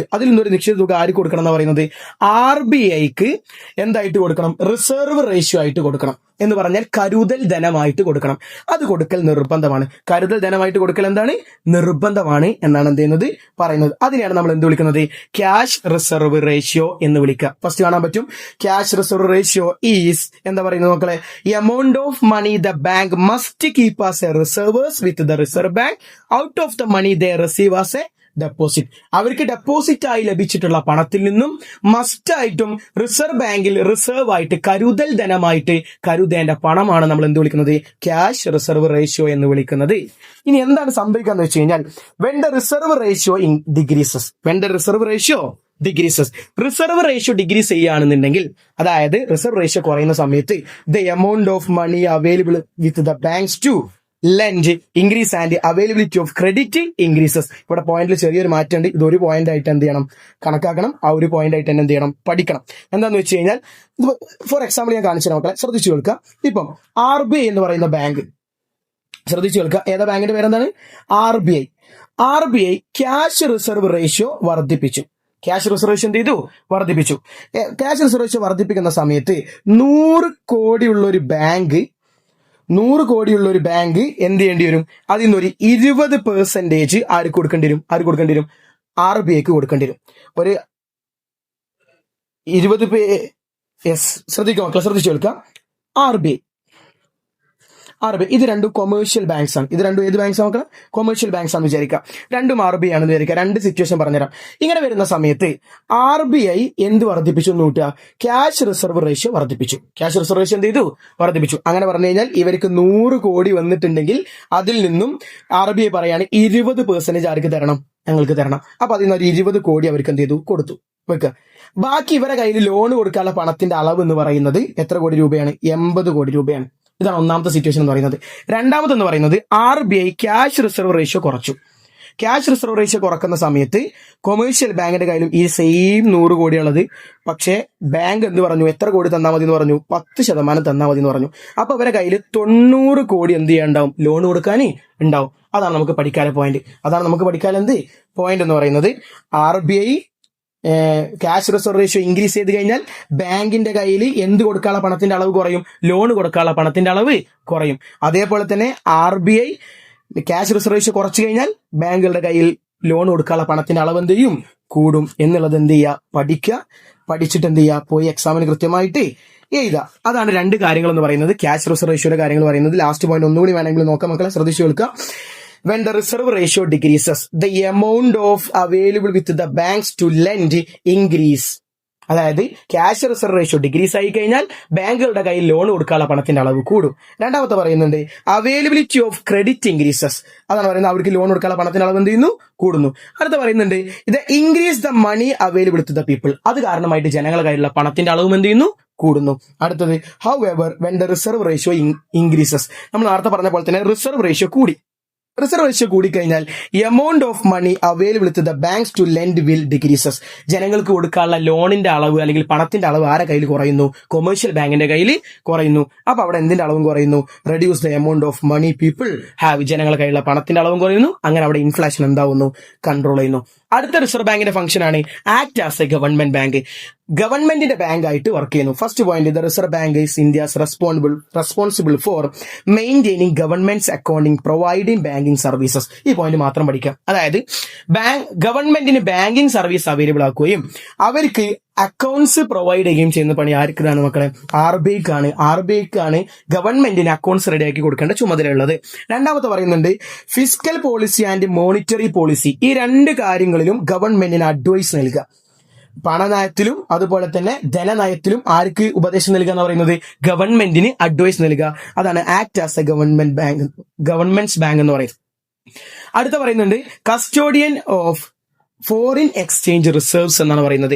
എന്ന് പറഞ്ഞു കഴിഞ്ഞാൽ സിമ്പിൾ ആണ് മക്കളെ. നമ്മുടെ നാട്ടിലെ ഫോറിൻ എക്സ്ചേഞ്ച് എന്ന് പറഞ്ഞു കഴിഞ്ഞാൽ ഒന്ന് ഫോറിൻ കറൻസീസും ഗോൾഡും ആണ്. അതിനാണ് നമ്മൾ എന്ത് വിളിക്കുന്നത്? ഫോറിൻ എക്സ്ചേഞ്ച് റിസർവ് എന്ന് പറയുന്നത്. ശ്രദ്ധിച്ചു കൊടുക്കുക, നമ്മുടെ നാട്ടിൽ ഫോറിൻ എക്സ്ചേഞ്ച് റിസർവ് എന്ന് പറഞ്ഞാൽ ഫോറിൻ കറൻസീസും ഗോൾഡും ആണ്. ഈ ഫോറിൻ കറൻസീസിന്റെയും ഗോൾഡിന്റെയും കസ്റ്റോഡിയൻ എന്ന് പറയുന്നത് ആരാണെന്ന് പറയുന്നത് മക്കളെ? RBI ആണ്. അത്ര പഠിക്കേണ്ടുള്ളൂ. ഫോറിൻ എക്സ്ചേഞ്ച് റിസർവിന്റെ കസ്റ്റോഡിയൻ എന്ന് പറയുന്നത് ആരാണ്? RBI ആണ് എന്ന് മാത്രം പഠിക്കുക. അടുത്തത് publication of reports. RBI publish various reports at different period such as. കുറച്ച് റിപ്പോർട്ട്സുകൾ പേര് കൊടുത്തിട്ടുണ്ട്. ആ റിപ്പോർട്ട്സും എന്ത് ചെയ്യുക? ഏതെങ്കിലും 2-3 എന്ത് ചെയ്യുക? പഠിച്ചു പോവുക, എക്സാമിന് ചെയ്താൽ. അടുത്ത ഭാഗമാണ് banks and non banking financial institutions. ബാങ്ക്സും അതുപോലെ തന്നെ നോൺ ബാങ്കിങ് ഫിനാൻഷ്യൽ ഇൻസ്റ്റിറ്റ്യൂഷൻസും എന്ന് പറയുന്നത്. ബാങ്ക്സും നോൺ ബാങ്കിങ് ഫിനാൻഷ്യൽ ഇൻസ്റ്റിറ്റ്യൂഷൻസും എന്ത് ചെയ്യുന്നുണ്ട്? Provide financial service to individuals, organisations and businesses. സംരംഭകർക്കും ഓർഗനൈസേഷൻസിനും ഇൻഡിവിജ്വൽസിനും ബാങ്കുകളും നോൺ ബാങ്കിങ് ഫിനാൻഷ്യൽ ഇൻസ്റ്റിറ്റ്യൂഷൻസും ഫിനാൻഷ്യൽ സർവീസ്, സാമ്പത്തിക സഹായങ്ങൾ എന്ത് ചെയ്യുന്നുണ്ട്? പ്രൊവൈഡ് ചെയ്യുന്നുണ്ട്. നമുക്ക് ബാങ്കുകളെ രണ്ടായി തിരിക്കാം. എക്സാമിന് ചോദിക്കാൻ ചാൻസ് ഉണ്ട്. കൊമേഴ്ഷ്യൽ ബാങ്കും അതുപോലെ തന്നെ എന്ത് ബാങ്കുമാണ് മക്കളെ? കോപ്പറേറ്റീവ് ബാങ്ക്സും ആണ്. കൊമേഴ്ഷ്യൽ ബാങ്ക്സ് എന്ന് പറഞ്ഞാൽ വാണിജ്യ ബാങ്കുകൾ, കോപ്പറേറ്റീവ് ബാങ്ക്സ് പറഞ്ഞാൽ സഹകരണ ബാങ്കുകൾ എന്നാണ് അർത്ഥം. അടുത്ത അതിന്റെ അടിയിലായിട്ട് പോയിന്റ് കാണാൻ പറ്റും. ചിലപ്പോൾ ഒരു 2 മാർക്കിന്റെ ക്വസ്റ്റൻ ആയിട്ട് ചോദിക്കാൻ സാധ്യത ഉണ്ട്. അതുകൊണ്ടാണ് കൊടുത്തുള്ളത്. ന്യൂ ജനറേഷൻ ബാങ്ക്സ് എന്താന്നുള്ളത് സിമ്പിൾ ആണ്. 1990s ശേഷം വന്നിട്ടുള്ള ബാങ്കുകളെ അല്ലെങ്കിൽ ബാങ്കിങ് രംഗത്ത് പ്രവർത്തിക്കാൻ അനുമതി ലഭിച്ചിട്ടുള്ള ബാങ്കുകളെ നമ്മൾ വിളിക്കുന്ന പേരാണ് എന്ത്? New generation banks. Commercial banks were allowed to operate in India after financial reforms.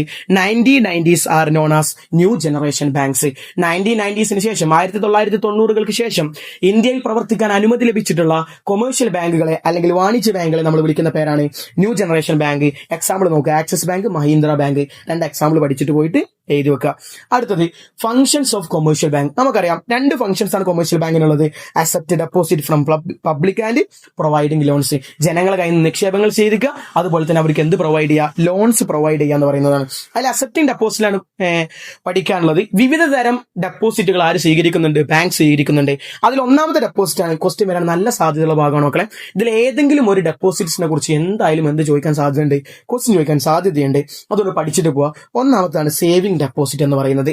Saving deposit എന്ന് പറഞ്ഞാൽ this is A deposit that ഇൻസ്റ്റിൽ the habit of saving in individuals. അതാണ് ഒന്നാമത്തെ പോയിന്റ് എന്ന് പറയുന്നത്. അതായത് ജനങ്ങൾക്കിടയിൽ അവരുടെ എന്ത് ശീലം വർദ്ധിപ്പിക്കുന്നു എന്ന് പറയുന്ന മക്കളെ? സേവിംഗ് ഹാബിറ്റ് ഇൻസ്റ്റിൽ ചെയ്യുന്നു, വർദ്ധിപ്പിക്കുന്നു. രണ്ടാമത്തെ പോയിന്റ് ആയിട്ട് പറയുന്നുണ്ട് allows them to withdraw money according to their needs. അവരുടെ ആവശ്യത്തിനനുസരിച്ച് അവർക്ക് എന്ത് പിൻവലിക്കാൻ പറ്റും? പണം പിൻവലിക്കാൻ പറ്റും. First point. രണ്ടാമത്തത് the depositor has the opportunity to withdraw money from such deposit subject to restrictions അനുസരിച്ച് അവർക്ക് എന്ത് പിൻവലിക്കാൻ പറ്റും? പണം പിൻവലിക്കാനുള്ള അവസരമുണ്ട്. The number of times money can be withdraw within a period of time, limit on the amount can be withdraw various from bank to bank. ഓരോ ബാങ്കുകളിലും ഒരു ദിവസം എത്ര തവണ പണം പിൻവലിക്കാൻ പറ്റും, എത്ര രൂപ പിൻവലിക്കാൻ പറ്റും എന്നുള്ളത് എന്തായിരിക്കും? വ്യത്യസ്തമായിരിക്കും. അടുത്ത പറയുന്നുണ്ട് രണ്ടാമത്തെ ഡെപ്പോസിറ്റ് ആണ് കറന്റ് ഡെപ്പോസിറ്റ്. കറന്റ് ഡെപ്പോസിറ്റ് കേൾക്കുമ്പോൾ തന്നെ ഓർമ്മ വരണം, അത് ആർക്ക് വേണ്ടിയിട്ടുള്ളതല്ല, കോമൺ പീപ്പിളിന് വേണ്ടിയിട്ടുള്ളതല്ല, ബിസിനസ് ആവശ്യങ്ങൾക്ക് വേണ്ടിയിട്ടുള്ള അക്കൗണ്ടാണ് ഏതെന്ന് പറയുന്നത്? കറന്റ് അക്കൗണ്ട് എന്ന് പറയുന്നത്. നോക്കാം നമുക്ക്, മക്കളെ ശ്രദ്ധിച്ചു കേൾക്കുക. A current account is an account intend for the business transactions. Business transaction നടത്താൻ വേണ്ടി മാത്രം തുടങ്ങിയിട്ടുള്ള അക്കൗണ്ടാണ് എന്ത് അക്കൗണ്ട് എന്ന് പറയുന്നത്? Current account. മറ്റുള്ളത് നമ്മൾ പഠിച്ചു, അതിനൊക്കെ ലിമിറ്റ് ഉണ്ടാവും. എത്ര രൂപ കൈമാറണം, ഒരു ദിവസം എത്ര രൂപ പിൻവലിക്കാൻ പറ്റും എന്നുള്ളതിന് എന്തുണ്ടാവും? ലിമിറ്റ് ഉണ്ടാവും. ഇവിടെ ട്രാൻസാക്ഷൻ എന്തുണ്ടാവില്ല, ലിമിറ്റ് ഉണ്ടാവില്ല. There is no limit the number of transaction that can be made from such accounts in single day. ഒരു ദിവസം ആ അക്കൗണ്ട്സിൽ നിന്ന് എന്ത് നടത്തുന്നതെന്ന് പറയുന്ന ട്രാൻസാക്ഷൻ നടത്തുന്നതിൽ എന്തുണ്ടാവില്ല, ലിമിറ്റ് ഉണ്ടാവില്ല. അതുപോലെ തന്നെ bank do not pay interest in money in this account. ഈ ബാങ്കിൽ ഇടുന്ന പണത്തിന്, നിക്ഷേപിക്കുന്ന പണത്തിന് ഒരിക്കലും ബാങ്ക് എന്ത് കൊടുക്കൂല, ഇൻട്രസ്റ്റ് കൊടുക്കൂല, പലിശ കൊടുക്കൂല. Over draft facilities provided for this account. ഇതിന് കിട്ടുന്ന മറ്റൊരു ഫെസിലിറ്റിയാണ് ഓവർ ഡ്രാഫ്റ്റ് ഫെസിലിറ്റി എന്ന് പറഞ്ഞു കഴിഞ്ഞാൽ ഇവിടെ എന്താന്ന് കൊടുത്തിട്ടുണ്ട് പറഞ്ഞ മക്കളെ ശ്രദ്ധിച്ചെടുക്കുക. ഒരു ലിമിറ്റ് വെച്ചിട്ട് എന്റെ അക്കൗണ്ടിൽ 10 ലക്ഷം രൂപയുണ്ട്, പക്ഷെ ഒരു ബിസിനസ്സുകാരനായിട്ടുള്ള എനിക്ക് 15 ലക്ഷം രൂപ എന്താണ് ആവശ്യമാണ്. എനിക്ക് ആ പണം എന്ത് ചെയ്യാൻ പറ്റും, കറന്റ് അക്കൗണ്ട് വഴി എനിക്ക് പിൻവലിക്കാൻ പറ്റും. അത് ഓവർ ഡ്രാഫ്റ്റ് ഫെസിലിറ്റി എന്നാണ് അറിയപ്പെടുന്നത്. എന്റെ അക്കൗണ്ടിൽ 10 ലക്ഷം രൂപയേ ഉള്ളൂ, പക്ഷെ ഒരു ലിമിറ്റ് വെച്ചിട്ട് എനിക്ക് അതിൽ കൂടുതൽ പണം എന്ത് ചെയ്യാൻ പറ്റും, എന്റെ അക്കൗണ്ടിൽ നിന്ന് പിൻവലിക്കാനേ പറ്റും. കാണാൻ പറ്റും over draft is A system allows the withdraw more than amount in the current account within A pre determined limit. ഒരു മുൻകൂട്ടി നിശ്ചയിച്ച ലിമിറ്റിനനുസരിച്ച് നമ്മൾ അക്കൗണ്ടിൽ ഉള്ളതിനേക്കാൾ കൂടുതൽ പണം എന്ത് ചെയ്യാൻ പറ്റും, കറന്റ് അക്കൗണ്ടിൽ നിന്ന് പിൻവലിക്കാനേ പറ്റും. അത് നമ്മൾ വിളിക്കുന്ന പേരാണ് ഓവർ ഡ്രാഫ്റ്റ് ഫെസിലിറ്റി എന്ന് പറയുന്നത്. അടുത്ത കാണാൻ പറ്റും ടേം ഡെപ്പോസിറ്റ് എന്ന് പറയും. അടുത്ത ടേം ഡെപ്പോസിറ്റ്, ഫിക്സ്ഡ് ഡെപ്പോസിറ്റ്. എക്സാമിന് ചോദിക്കാൻ സാധ്യത ഫിക്സ്ഡ് ആയിക്കാരം, രണ്ട് പഠിച്ചു ചോദിക്കോളും. Term deposit or fixed deposit എന്ന് പറഞ്ഞു കഴിഞ്ഞാൽ ഒരു നിശ്ചിത കാലാവധിക്ക് നിശ്ചയിച്ചുകൊണ്ട് ഞാൻ എന്ത് നിക്ഷേപിക്കുന്നു, പണം നിക്ഷേപിക്കുന്നു. ഫോർ എക്സാമ്പിൾ, ഒരു വർഷം അടുത്ത മാസം ഡിസംബർ വരെ, അടുത്ത മാസം ഏതുവരെ മക്കളെ, ഡിസംബർ വരെ 10 ലക്ഷം രൂപ ഞാൻ എവിടെ നിക്ഷേപിക്കാൻ തീരുമാനിച്ചു, ബാങ്കിൽ നിക്ഷേപിക്കാനേ തീരുമാനിച്ചു. അത് നമ്മൾ പറയുന്ന പേരാണ് എന്ത്, ഫിക്സ്ഡ് ഡെപ്പോസിറ്റ്. ആ പണം സേവിംഗ് ഡെപ്പോസിറ്റ് പോലെ എപ്പോഴും ചെന്നിട്ട് എന്ത് ചെയ്യാൻ പറ്റില്ല, സിമ്പിൾ ആയിട്ട് പിൻവലിക്കാനേ പറ്റൂല. നോക്കി നമുക്ക്, money that is not needed to be withdraw immediately can be deposit in such accounts. ആ അക്കൗണ്ട്സിൽ പണം ഇട്ട് കഴിഞ്ഞാൽ പെട്ടെന്ന് തന്നെ നമുക്ക് എന്ത് ചെയ്യാൻ പറ്റില്ല, പണം പിൻവലിക്കാനേ പറ്റൂല. Banks pay more interest on such deposit than money in saving bank account. Saving bank അക്കൗണ്ടിലുള്ളതിനേക്കാൾ കൂടുതൽ ഇൻട്രസ്റ്റ് എന്തിനു കൊടുക്കും, ഈ ഫിക്സ്ഡ് ഡെപ്പോസിറ്റിനുള്ളതിന് കൊടുക്കും. കാരണം അവർക്ക് ആ പണം എന്തിനു ഉപയോഗിക്കാൻ പറ്റും, ലോൺ കൊടുക്കുന്നതിനും മറ്റൊക്കെ വേണ്ടിയിട്ട് ഉപയോഗപ്പെടുത്താൻ പറ്റും. അടുത്ത കാണാൻ പറ്റും, if money withdraw from this deposit before the maturity period the interest rate is received by the depositor may be reduced. ഒരാള് ഒരു വർഷത്തേക്ക് പണം ഇട്ടു, പക്ഷെ അദ്ദേഹത്തിന് അതിന്റെ ഇടയ്ക്ക് ഒരു ബുദ്ധിമുട്ട് വന്നു, അദ്ദേഹം ആ പണം പിൻവലിച്ചു. കാലാവധി എത്തുന്നതിന് മുമ്പ്, മെച്യൂരിറ്റി പീരീഡ് എത്തുന്നതിന് മുമ്പ് ആ പണം എന്ത് ചെയ്തു, പിൻവലിച്ചു. അങ്ങനെ പിൻവലിച്ചു കഴിഞ്ഞാൽ അദ്ദേഹത്തിന് എന്ത് കുറവ് വരും എന്നാ പറയുന്ന മക്കളെ, മേ ബി റെഡ്യൂസ്ഡ് എന്ന് കാണാൻ പറ്റും. അതായത് ആ ഡെപ്പോസിറ്റിനൊക്കെ കിട്ടുന്ന പലിശയുടെ അളവിൽ കുറവ് വരും എന്നാ പറയുന്നത്. അത്ര പോയിന്റ് പഠിച്ചാൽ മതി. പലിശ എങ്ങനെ സ്വീകരിക്കും എന്നുള്ള പോയിന്റ് പഠിച്ചില്ലെങ്കിലും എന്തില്ല, പ്രശ്നമില്ല. അടുത്താണ് റിക്വയറിംഗ് ഡെപ്പോസിറ്റ് എന്ന് പറഞ്ഞു കഴിഞ്ഞാൽ അടുത്ത 12 മാസത്തേക്ക് 500 രൂപ വെച്ചിട്ട് എല്ലാ മാസവും ഞാൻ എന്ത് ചെയ്യുന്നു, നിക്ഷേപിക്കുന്നു. ഒരു റെഗുലർ ഇന്റർവെല്ലിൽ ഒരു പീരീഡ് ഓഫ് ടൈമിലേക്ക് ഞാൻ റെഗുലർ ആയിട്ട് എന്ത് നിക്ഷേപിച്ചുകൊണ്ടിരിക്കുന്നു, പണം നിക്ഷേപിച്ചുകൊണ്ടിരിക്കുന്നു. അതാണ് റിക്വയറിംഗ് ഡെപ്പോസിറ്റ് എന്ന് പറയുന്നത്. കാണാൻ പറ്റും നിങ്ങൾക്ക്, recurring deposits are deposit of a fixed amount of money at regular intervals for a specific period of time. ഒരു നിശ്ചിത സമയത്തേക്ക് ഒരു നിശ്ചിത തുക സ്ഥിരമായിട്ട് റെഗുലർ ആയിട്ട് ഇന്റർവെല്ലിൽ ഞാൻ എന്ത് ചെയ്യണം, നിക്ഷേപിച്ചുകൊണ്ടിരിക്കണം. അങ്ങനത്തെ നിക്ഷേപത്തിന് നമ്മൾ പറയുന്ന പേരാണ് recurring deposit. Such deposit earn higher interest rate than saving deposit. Saving ഡെപ്പോസിറ്റിനേക്കാളും കൂടുതൽ എന്ത് കിട്ടും, പലിശ കിട്ടും. However they are lower than the interest rate on fixed deposit. പക്ഷേ ഫിക്സ്ഡ് ഡെപ്പോസിറ്റിനേക്കാളും എന്തായിരിക്കും, കുറവായിരിക്കും. At the end of the tenure the accumulated amount can be withdrawn along with the interest. അവർക്ക് അവരുടെ ആ പണം എന്നാണോ ആ കാലാവധി തീരുന്നത് അന്ന് ആ പണത്തോടൊപ്പം തന്നെ അവരുടെ എന്തും പിൻവലിക്കാൻ പറ്റും, പലിശയും പിൻവലിക്കാനേ പറ്റും. അടുത്തത് ലെൻഡിങ് ലോൺസ് ആണ്. ലെൻഡിങ് ലോൺസ് ഞാൻ ഇത്ര ചെറുതാക്കി കൊടുത്തെന്താന്ന് വെച്ച് കഴിഞ്ഞാൽ അതിൽ വരുന്ന മറ്റു ഭാഗങ്ങൾ ഞാൻ എന്ത് ചെയ്യുന്നുണ്ട്, എടുത്തു പറയുന്നുണ്ട്. ലെൻഡിങ് ലോൺസ് എന്ന് പറഞ്ഞാൽ providing loans various loans to individuals and institutions. വ്യക്തികൾക്കും വ്യത്യസ്ത ഇൻസ്റ്റിറ്റ്യൂഷൻസിനും എന്ത് കൊടുക്കുന്നുണ്ട്, ലോൺസ് പ്രൊവൈഡ് ചെയ്യുന്നുണ്ട്. Banks keep a portion of deposit as a reserve and lend the rest.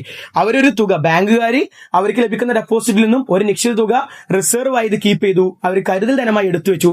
ബാക്കി പണമാണ് അവർ എന്തായിട്ട് കൊടുക്കുന്നത്, പലിശ ലോണായിട്ട് കൊടുക്കുന്നത് എന്നാണ് പറയുന്നത്. ഇനി എന്താണ് സ്പ്രെഡ് എന്ന് ചോദിച്ചാൽ, സ്പ്രെഡ് എന്ന് പറഞ്ഞാൽ ബേസിക് ആയിട്ട് നമുക്ക് അറിയാൻ പറ്റും, ബാങ്കുകളുടെ വരുമാനമാണ്, ഇൻകമാണ് എന്തെന്ന് പറയുന്നത് സ്പ്രെഡ്. എന്താണ് ഈ സ്പ്രെഡ് എന്ന് ചോദിച്ചാൽ, ഞാൻ ബാങ്കിൽ എന്ത് ചെയ്യുന്നു, 10 ലക്ഷം രൂപ നിക്ഷേപിക്കുന്നു. ആ 10 ലക്ഷം രൂപക്ക് എനിക്ക് ബാങ്കുകാർ ചിലപ്പോൾ 4% പലിശയായിരിക്കും എന്ത് ചെയ്യുന്നത്, തരുന്നത്. പക്ഷേ അതേപോലത്തെ ഒരു വ്യക്തി 10 ലക്ഷം രൂപ എവിടുന്ന് ലോൺ എടുക്കുന്നു, ബാങ്കിൽ നിന്നും ലോൺ എടുക്കുന്നു. അദ്ദേഹത്തിന്റെ കയ്യിൽ നിന്നും ബാങ്കുകാർ വാങ്ങുക ചിലപ്പോൾ 18% എന്തായിരിക്കും, പലിശയായിരിക്കും. ഈ ഡിഫറൻസിനെയാണ് നമ്മൾ എന്ത് വിളിക്കുന്നത്, സ്പ്രെഡ് എന്ന് വിളിക്കുന്നത്. എന്ന് പറഞ്ഞു കഴിഞ്ഞാൽ ഒരാൾ ബാങ്കിൽ ഡെപ്പോസിറ്റ് ചെയ്ത് കഴിഞ്ഞാൽ അദ്ദേഹത്തിന് ലഭിക്കുന്ന പലിശയും ഒരാൾ ബാങ്കിൽ നിന്ന് ലോൺ എടുത്തു കഴിഞ്ഞാൽ അദ്ദേഹം കൊടുക്കേണ്ട പലിശയും തമ്മിലുള്ള വ്യത്യാസം നോക്കാം നമുക്ക്. The difference between the interest rate charged by banks on loans and the interest rate paid on the deposits. This difference ഇതിനാണ് നമ്മൾ എന്ത് വിളിക്കുന്നത് മക്കളെ? ബാങ്കിന്റെ ഇൻകം ആണ്. അത് നമ്മൾ വിളിക്കുന്ന പേരാണ് സ്പ്രെഡ്. അത് നമ്മൾ വിളിക്കുന്ന പേരാണ് എന്ത് മക്കളെ? സ്പ്രെഡ്. അതായത് ലോൺ കൊടുക്കുന്ന വ്യക്തിയിൽ ലോൺ എടുക്കുന്ന വ്യക്തിയിൽ നിന്ന് വാങ്ങുന്ന പലിശയും ഒരാൾ ഡെപ്പോസിറ്റ് ചെയ്ത് കഴിഞ്ഞാൽ ബാങ്ക് കൊടുക്കുന്ന പലിശയും തമ്മിലുള്ള വ്യത്യാസമാണെന്ന് പറയുന്നത്. അതുപോലെ തന്നെ അടിയിൽ കാണാൻ പറ്റും other functions of bank, credit card, debit card, ATM service, local facilities. Just പഠിച്ചു വെച്ചിട്ട് പോവാം. അതോടുകൂടി എന്ത് തീർന്നു? കൊമേഴ്ഷ്യൽ ബാങ്ക്സിന്റെ ഫംഗ്ഷൻസ് തീർന്നു. ഇനി നമുക്ക് പഠിക്കാണ്ട് തൊട്ടപ്പുറത്ത് നിന്ന് കാണാൻ പറ്റും ടെക്നോളജി ഇൻ ബാങ്കിങ് സെക്ടർ എന്ന് കാണാൻ പറ്റും. അതായത് ബാങ്കിങ് മേഖലയിൽ ടെക്നോളജി ഇംപ്ലിമെന്റ് ചെയ്തപ്പോൾ ഉണ്ടായ മാറ്റങ്ങൾ. അവിടെ ആ പാരഗ്രാഫിലൊന്നും പഠിക്കാനില്ലാത്തത് കൊണ്ടാണ് ഞാൻ പേയ്മെന്റ് മെത്തേഡ്സിലേക്ക് നേരെ എന്ത് ചെയ്തത്? കടന്നിട്ടുള്ളത്. ഓൺലൈൻ ബാങ്കിങ് എന്താണെന്ന് അവിടെ കൊടുത്തിട്ടുണ്ട്. ഓൺലൈൻ ബാങ്കിങ് എന്ന് പറഞ്ഞു കഴിഞ്ഞാൽ ഇന്റർനെറ്റ് ത്രൂ ഉള്ള ട്രാൻസാക്ഷനെയും ബാങ്കിങ് സർവീസിനെയാണ് നമ്മൾ എന്ത് വിളിക്കുന്നത്? ഓൺലൈൻ ബാങ്കിങ് എന്ന് വിളിക്കുന്നത്. ജസ്റ്റ് അത് ഓർത്ത് വെക്കുക. അടുത്ത് കാണാൻ പറ്റും അത് ഉപയോഗിച്ചിട്ട് കുറെ പേയ്മെന്റ് മെത്തേഡ്സ് ഉണ്ട്. അതിൽ ഒന്നാമത്തെയാണ് കോർ ബാങ്കിങ്. കോർ ബാങ്കിങ് എന്ന് പറഞ്ഞു കഴിഞ്ഞാൽ നിങ്ങൾ അക്കൗണ്ട് ഉള്ളത് നിങ്ങൾ നിൽക്കുന്ന സ്ഥലത്തെ അടുത്തുള്ള ബാങ്കിലാണെന്ന് വിചാരിക്കുക. പക്ഷേ ഇന്ത്യയിൽ ഏത് സ്ഥലത്ത് ചെന്ന് കഴിഞ്ഞാലും ആ ബാങ്കിന്റെ ഏത് ബ്രാഞ്ചിൽ ചെന്ന് കഴിഞ്ഞാലും നിങ്ങൾക്ക് എന്ത് ലഭിക്കും? ട്രാൻസാക്ഷൻ ചെയ്യാൻ പറ്റും. അതിന്റെ ബാങ്കിങ് സർവീസുകൾ അവൈലബിൾ ആവും. ഫോർ എക്സാമ്പിൾ, എന്റെ ബാങ്ക് ഉള്ളത് നിലമ്പൂർ SBI ബ്രാഞ്ചിലാണ്. പക്ഷെ എനിക്ക് ഇന്ത്യയുടെ ന്യൂഡൽഹി പോയി കഴിഞ്ഞ് അവിടുത്തെ SBIന്റെ ബ്രാഞ്ചിൽ ചെന്ന് കഴിഞ്ഞാലും എനിക്ക് എന്റെ എന്ത് നടക്കും? ട്രാൻസാക്ഷൻസ് നടക്കും. അത് നമ്മൾ വിളിക്കുന്ന പേരാണ് core banking. Enables customers to perform transaction from any branch എന്ന് പറയുന്നത്. രണ്ടാമത്തത് നെഫ്റ്റ് എന്ന് പറയും, national electronic fund transfer. Simple ആണ്. System for inter bank fund transfer use IFSC code. IFSC code ഉപയോഗിച്ചുകൊണ്ട് സ്പീഡായിട്ട് ഫണ്ട് ട്രാൻസ്ഫർ ചെയ്യുന്ന സിസ്റ്റത്തെയാണ് നമ്മൾ എന്ത് വിളിക്കുന്നത്? നെഫ്റ്റ് എന്ന് വിളിക്കുന്നത്. അടുത്ത RTGS കാണാൻ പറ്റും. ഒരു വ്യത്യാസമല്ല. System for transferring large amount of money. മുമ്പുള്ളതിലേക്ക് ഒരു എന്ത് കൂട്ടി കൊടുത്താൽ മതി? Large amount of money transfer ചെയ്യുന്നതിന് നമ്മൾ വിളിക്കുന്ന പേരാണ് എന്ത് പറയുന്നത് മക്കളെ? റിയൽ ടൈം ഗ്രോസ് സെറ്റിൽമെന്റ് എന്ന് പറയുന്നത്. മറ്റേത് IFSC കോഡ് ഉപയോഗിച്ചിട്ട് ട്രാൻസ്ഫർ ചെയ്യുന്നതാണ്. ഇത് ലാർജ് എമൗണ്ട് ഓഫ് മണി എനിക്ക് എന്ത് ചെയ്യണം? ട്രാൻസ്ഫർ ചെയ്യണമെന്നുണ്ടെങ്കിൽ ഞാൻ ഉപയോഗിക്കുന്ന മെത്തേഡാണ് എന്ന് പറയുന്നത് RTGS എന്ന് പറയുന്നത്. അതിന്റെ തൊട്ടടിയിൽ നിങ്ങൾക്ക് എല്ലാവർക്കും അറിയുന്നതാണ് യൂണിഫൈഡ് പേയ്മെന്റ് ഇന്റർഫേസ് എന്ന് പറയുന്നത്, UPI. നിങ്ങളൊക്കെ ഉപയോഗിക്കുന്നതാണ്. Real time money transfer system ആണത്. നിങ്ങൾ കേട്ടിട്ടുണ്ടാവും, നന്ദിയുണ്ട് എന്ന് പറയുന്ന കേട്ടിട്ടുണ്ടാവും. നിങ്ങൾ പണം അയച്ച ഉടനെ തന്നെ അവിടുന്ന് എന്ത് ചെയ്യുന്നുണ്ട്?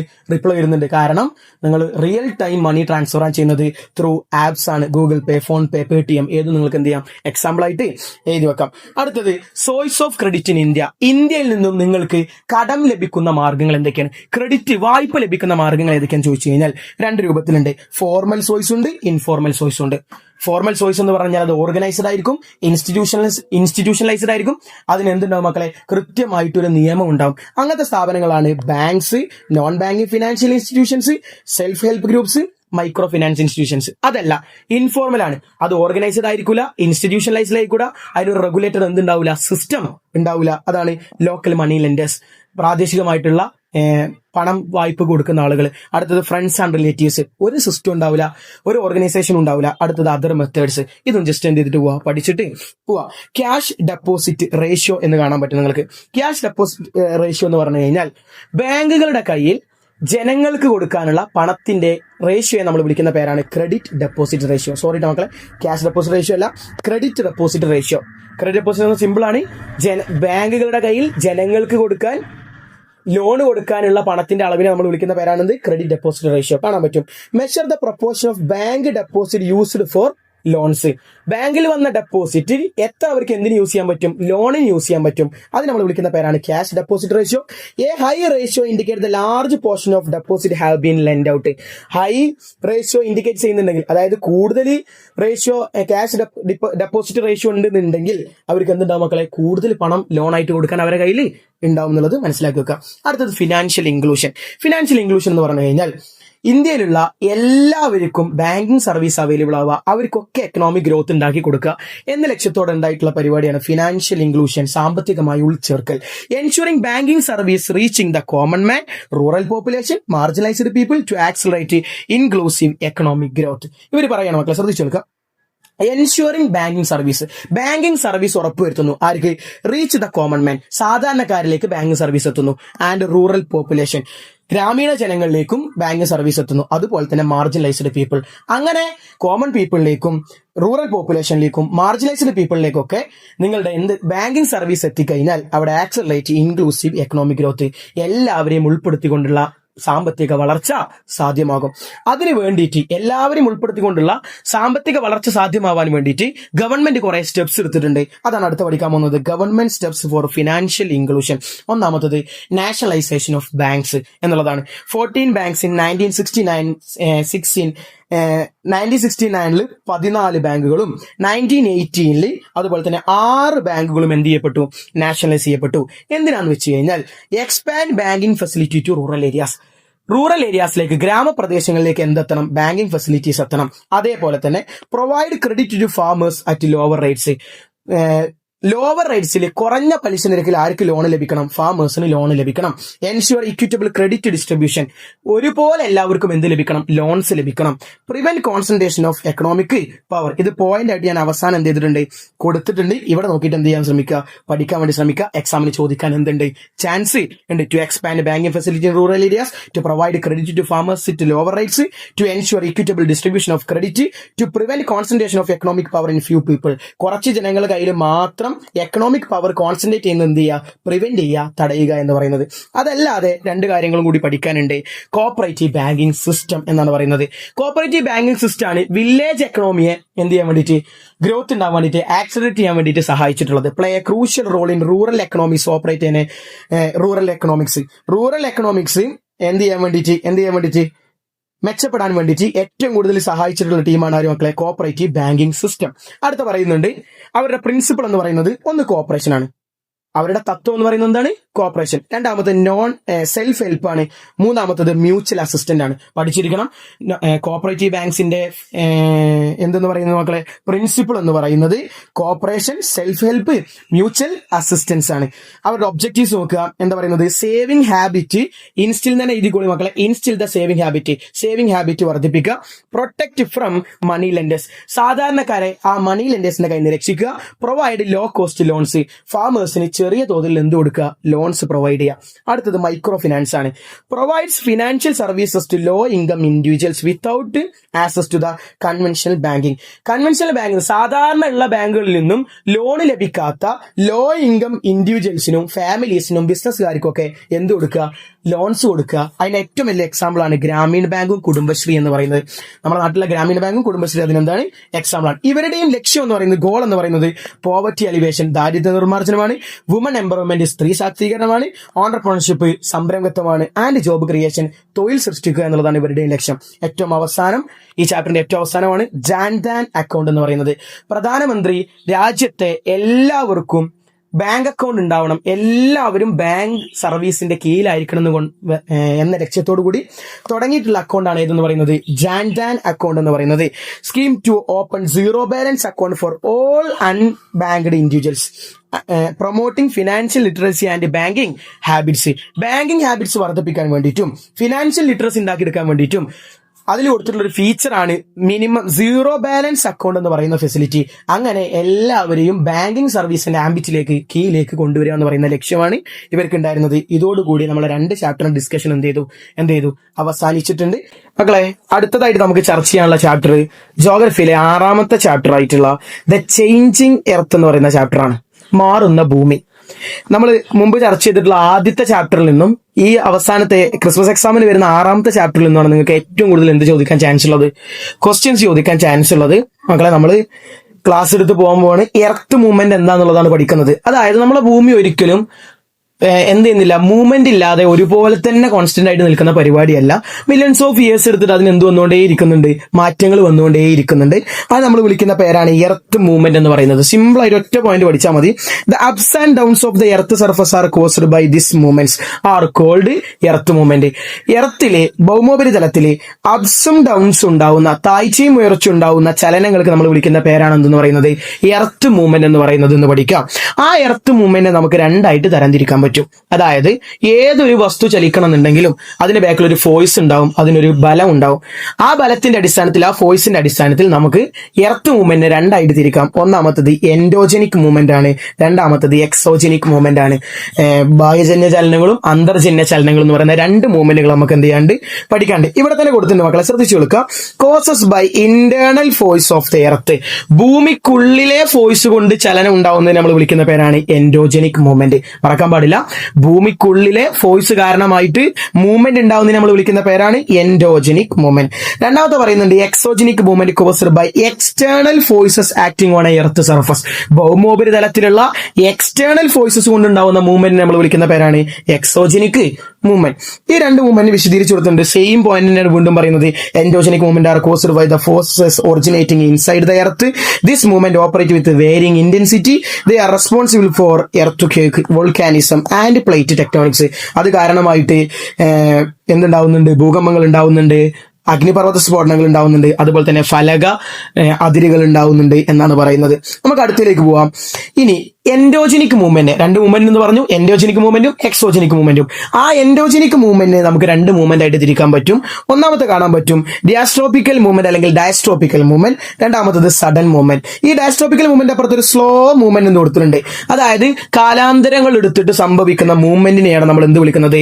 ഡയസ്ട്രോപിക്കൽ മൂവ്മെന്റ് അല്ലെങ്കിൽ ഡിയാസ്ട്രോപിക്കൽ മൂവ്മെന്റ്. സഡൻ മൂവ്മെന്റ് എന്ന് പറഞ്ഞാൽ പെട്ടെന്ന് ഉണ്ടാവുന്നതാണ്. For example volcanism, earth tsunami. ഇത് നമുക്ക് എന്തിൽ ഉൾപ്പെടുത്താൻ പറ്റും? സഡൻ മൂവ്മെന്റിൽ ഉൾപ്പെടുത്താൻ പറ്റും. പക്ഷെ മറ്റുള്ളതുണ്ട്, പർവ്വതങ്ങൾ രൂപപ്പെടുക, കോണ്ടിനെന്റ്സ് രൂപപ്പെടുക, അത്തരത്തിലുള്ളതിനെ നമുക്ക് എവിടെ ഉൾപ്പെടുത്താൻ പറ്റും? ഡയസ്ട്രോപിക്കൽ മൂവ്മെന്റിനെയും ഉൾപ്പെടുത്താനേ പറ്റും. നമുക്ക് അതാ പഠിക്കാതെ എന്താണ് ഡയസ്ട്രോപിക്കൽ മൂവ്മെന്റ്, എന്താണ് സഡൻ മൂവ്മെന്റ്, എന്തൊക്കെ കാര്യങ്ങളാണ് അതിൽ വരുന്നത്. എക്സാമിന് ചോദിക്കാൻ ചാൻസ് ഉള്ള ഭാഗമായിരുന്നു. എൻഡോജനിക് മൂവ്മെന്റും എക്സോജനിക് മൂവ്മെന്റും പഠിക്കാതെ എന്ത് ചെയ്യരുത്? പോവരുത്. ഡയസ്ട്രോപിക്കൽ മൂവ്മെന്റ് എന്ന് പറഞ്ഞാൽ സ്ലോ മൂവ്മെന്റ് ആണ് അവിടെ എഴുതി വെച്ചിട്ടുണ്ട്, കാണാൻ പറ്റും. Are slow continuous movement of the earth crest.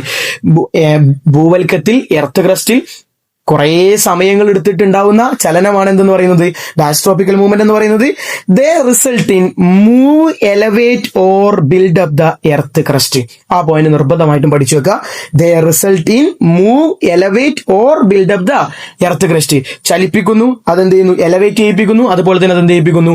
Build-up ചെയ്യിപ്പിക്കുന്നു. ഇത്തരത്തിലുള്ള ചലനങ്ങൾ നമ്മൾ വിളിക്കുന്ന പേരാണ് എന്ത് വിളിക്കുന്നത് മക്കളെ? ഡയസ്ട്രോപിക്കൽ മൂവ്മെന്റ് എന്നാണ് നമ്മൾ എന്ത് ചെയ്യുന്നത്? വിളിക്കുന്നത്. This movement act over long geological periods. ഒരിക്കലും ഷോർട്ട് പീരീഡ് കൊണ്ട് ഉണ്ടാവുന്നതല്ല, ലോങ് ജിയോളജിക്കൽ പീരീഡ് കാരണമായിട്ടുണ്ടാവുന്ന കുറെ കാലങ്ങൾ എടുത്തുണ്ടാവുന്ന പ്രോസസ്സാണ് എന്തെന്ന് പറയുന്നത്? ഡയസ്ട്രോപിക്കൽ മൂവ്മെന്റ് എന്ന് പറയുന്നത്. ഈ ഡയസ്ട്രോപിക്കൽ മൂവ്മെന്റിനെ അല്ലെങ്കിൽ ഡിയാസ്ട്രോപിക്കൽ മൂവ്മെന്റിനെ നമുക്ക് രണ്ടായിട്ട് തിരിക്കാൻ പറ്റും. ഒന്നാമത്തത് എപ്പിറോജനിക് മൂവ്മെന്റും രണ്ടാമത്തെ മൂവ്മെന്റ് കാണാൻ പറ്റും ഓറോജനിക് മൂവ്മെന്റ് എന്ന് പറയുന്നത്. സിമ്പിൾ ആണ് മക്കളെ, ശ്രദ്ധിച്ചു കൊടുക്കാം. എപ്പിറോജനിക് മൂവ്മെന്റ് എന്ന് പറഞ്ഞു കഴിഞ്ഞാൽ നമ്മളുടെ എർത്ത് ക്രസ്റ്റിന്റെ ഒരു ലാർജ് പോർഷൻ അപ്ലിഫ്റ്റ് ചെയ്യുക. കാണാൻ പറ്റും മക്കളെ, ശ്രദ്ധിക്കുക. ഫോർ എക്സാമ്പിൾ എർത്ത് ക്രസ്റ്റ് ആണെന്ന് വിചാരിക്കുക. ഈ എർത്ത് ക്രസ്റ്റിന്റെ എർത്ത് ക്രസ്റ്റ് എന്ന് വിചാരിക്കുക. ഈ എർത്ത് ക്രസ്റ്റിന്റെ ലാർജ് പോർഷൻ അപ്ലിഫ്റ്റ് ചെയ്യുന്നതിനെ നമ്മൾ വിളിക്കുന്ന പേരാണ് എന്തെന്ന് പറയുന്നത് മക്കളെ? എപ്പിറോജനിക് മൂവ്മെന്റ് എന്ന് പറയുന്നത്. ഇത് മിനിമൽ ആയിട്ടുള്ള ഡീഫോർമേഷൻ മാത്രമേ ഭൂമിയിലെ ഭൂവൽക്കത്തിൽ അല്ലെങ്കിൽ ഭൗമോപരിതലത്തിൽ ചെറിയ തോതിലുള്ള മാറ്റത്തിന് മാത്രമേ എന്താവുന്നുള്ളൂ? കാരണമാകുന്നുള്ളൂ എന്നുള്ളത് പഠിച്ചു വെക്കുക. ഫോർ എക്സാമ്പിൾ കോണ്ടിനെന്റ്സ് ഫോം ചെയ്യുന്നത്. ഇതാണ് ഇതിന് പറയാനുള്ളത്. ഒന്നുകൂടി പറഞ്ഞുതരാം, ശ്രദ്ധിച്ചു വെക്കുക. Large portion of upliftment of a earth crust. ഭൂവൽക്കത്തിന്റെ വലിയൊരു ഭാഗം അപ്ലിഫ്റ്റ് ചെയ്യുന്നത് നമ്മൾ വിളിക്കുന്ന പേരാണ് epeirogenic movement. Epeirogenic movement cause the upliftment of a large areas of the crust. Large areas of the crust. Substance എന്ന് പറയുന്ന വാക്ക് അവിടെ നിന്ന് വേണമെങ്കിൽ എന്ത് ചെയ്യാം? ഒഴിവാക്കാം. Epeirogenic movement cause the upliftment of a large areas of the crust എന്നാക്കിയിട്ട് എന്ത് ചെയ്യുക? മാറ്റാം. This movement effect continents rather than small regions. ഇത് എവിടെ എഫക്ട് ചെയ്യുന്നുള്ള മക്കളെ? കോണ്ടിനെന്റ്സിന്റെ ഒരു ചെറിയ ഭാഗത്തെ മാത്രമേ ഇത് എന്ത് ചെയ്യുന്നുള്ളൂ? ചെയ്യുന്നുള്ളൂ. This causes very little deformation on the earth surface. ഇത് ഭൂമിയിൽ മിനിമൽ ആയിട്ടുള്ള വെരി ലിറ്റിൽ ആയിട്ടുള്ള മാറ്റം മാത്രമേ എന്ത് ചെയ്യുന്നുള്ളൂ? ഉണ്ടാക്കുന്നുള്ളൂ. ഈ രണ്ടാമത്തെ പോയിന്റ് പഠിച്ചിട്ടില്ലെങ്കിലും എന്തില്ല മക്കളെ? പ്രശ്നമല്ല. മേലത്തെ അടിയിട്ടും പോയിന്റ് മാത്രം എന്ത് ചെയ്യുക? പഠിച്ചിട്ട് എക്സാമിന് പോവാ. അടുത്ത് കാണാൻ പറ്റും ഓറോജനിക് മൂവ്മെന്റ്. സിമ്പിൾ ആണ്. മൗണ്ടെയിൻസ് ഫോം ചെയ്യുന്ന പ്രോസസ് നമ്മൾ വിളിക്കുന്ന പേരാണ് ഓറോജനിക് പ്രോസസ്. പർവ്വതങ്ങൾ രൂപപ്പെടുന്ന പ്രോസസ് നമ്മൾ വിളിക്കുന്ന പേരാണെന്ത്? ഓറോജനിക് മൂവ്മെന്റ്. കാണാൻ പറ്റും. Orogenic movement are responsible for the formation of mountains. പരിപാടി കഴിഞ്ഞു. ഏറ്റവും അവസാനത്തിൽ നോക്കുക.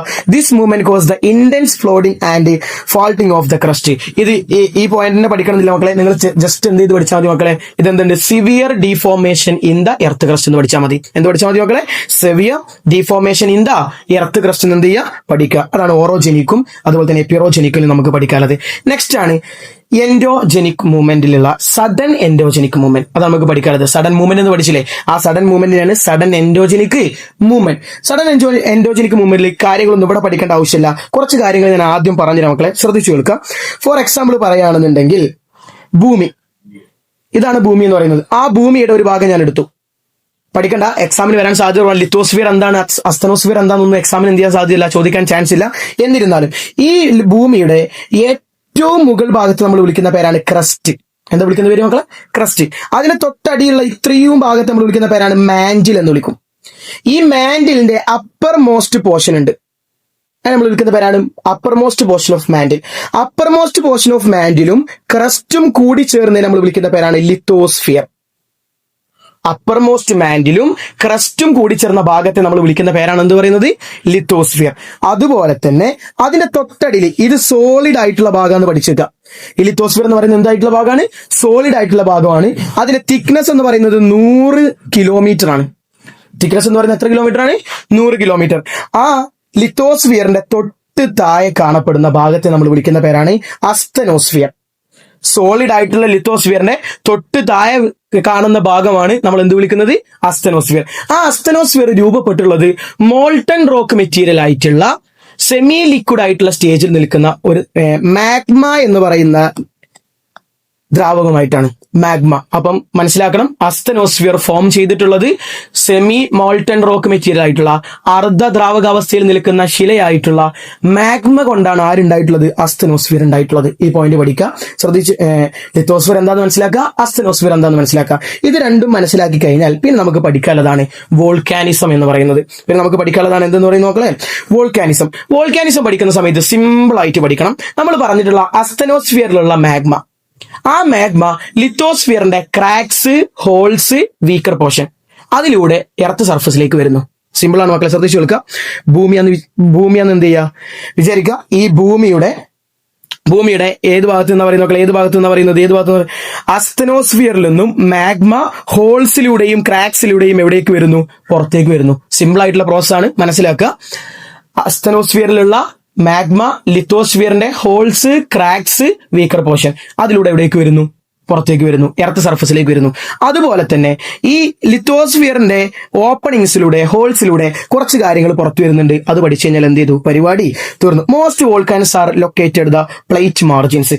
ഏറ്റവും കൂടുതൽ വോൾക്കാനസ് കാണപ്പെടുന്നത് എവിടെയായിരിക്കും? ഫലക അതിരുകളിലായിരിക്കും. Volcanoes activities common weak zones of the earth crust. ഏറ്റവും കൂടുതൽ ഈ വോൾക്കാനസ് കാണപ്പെടുന്നത് നമ്മളെ എർത്ത് ക്രസ്റ്റിന്റെ വീക്ക് ആയിട്ടുള്ള പ്രദേശങ്ങളിലാണ്. അത് കഴിഞ്ഞിട്ടുള്ള പോയിന്റ് നമുക്ക് ആവശ്യമില്ല. നോക്കിക്കോളൂ മക്കളെ, ശ്രദ്ധിച്ചു കേൾക്കുക. വോൾക്കാനിക് ഇറപ്ഷൻ ഉണ്ടായിക്കഴിഞ്ഞാൽ അവിടെ കുറെ ആളുകൾക്ക് ജീവൻ നഷ്ടപ്പെടും. മറ്റുള്ള കാര്യങ്ങളൊക്കെ മനസ്സിലാക്കി വെക്കുക. ഈ പറഞ്ഞതിന്റെ നോട്ട്സ് ഇതിൽ മിസ്സായിട്ടുണ്ട് തോന്നുന്നുണ്ട്. അത് നിങ്ങൾക്ക് എന്തിൽ അവൈലബിൾ ആവും?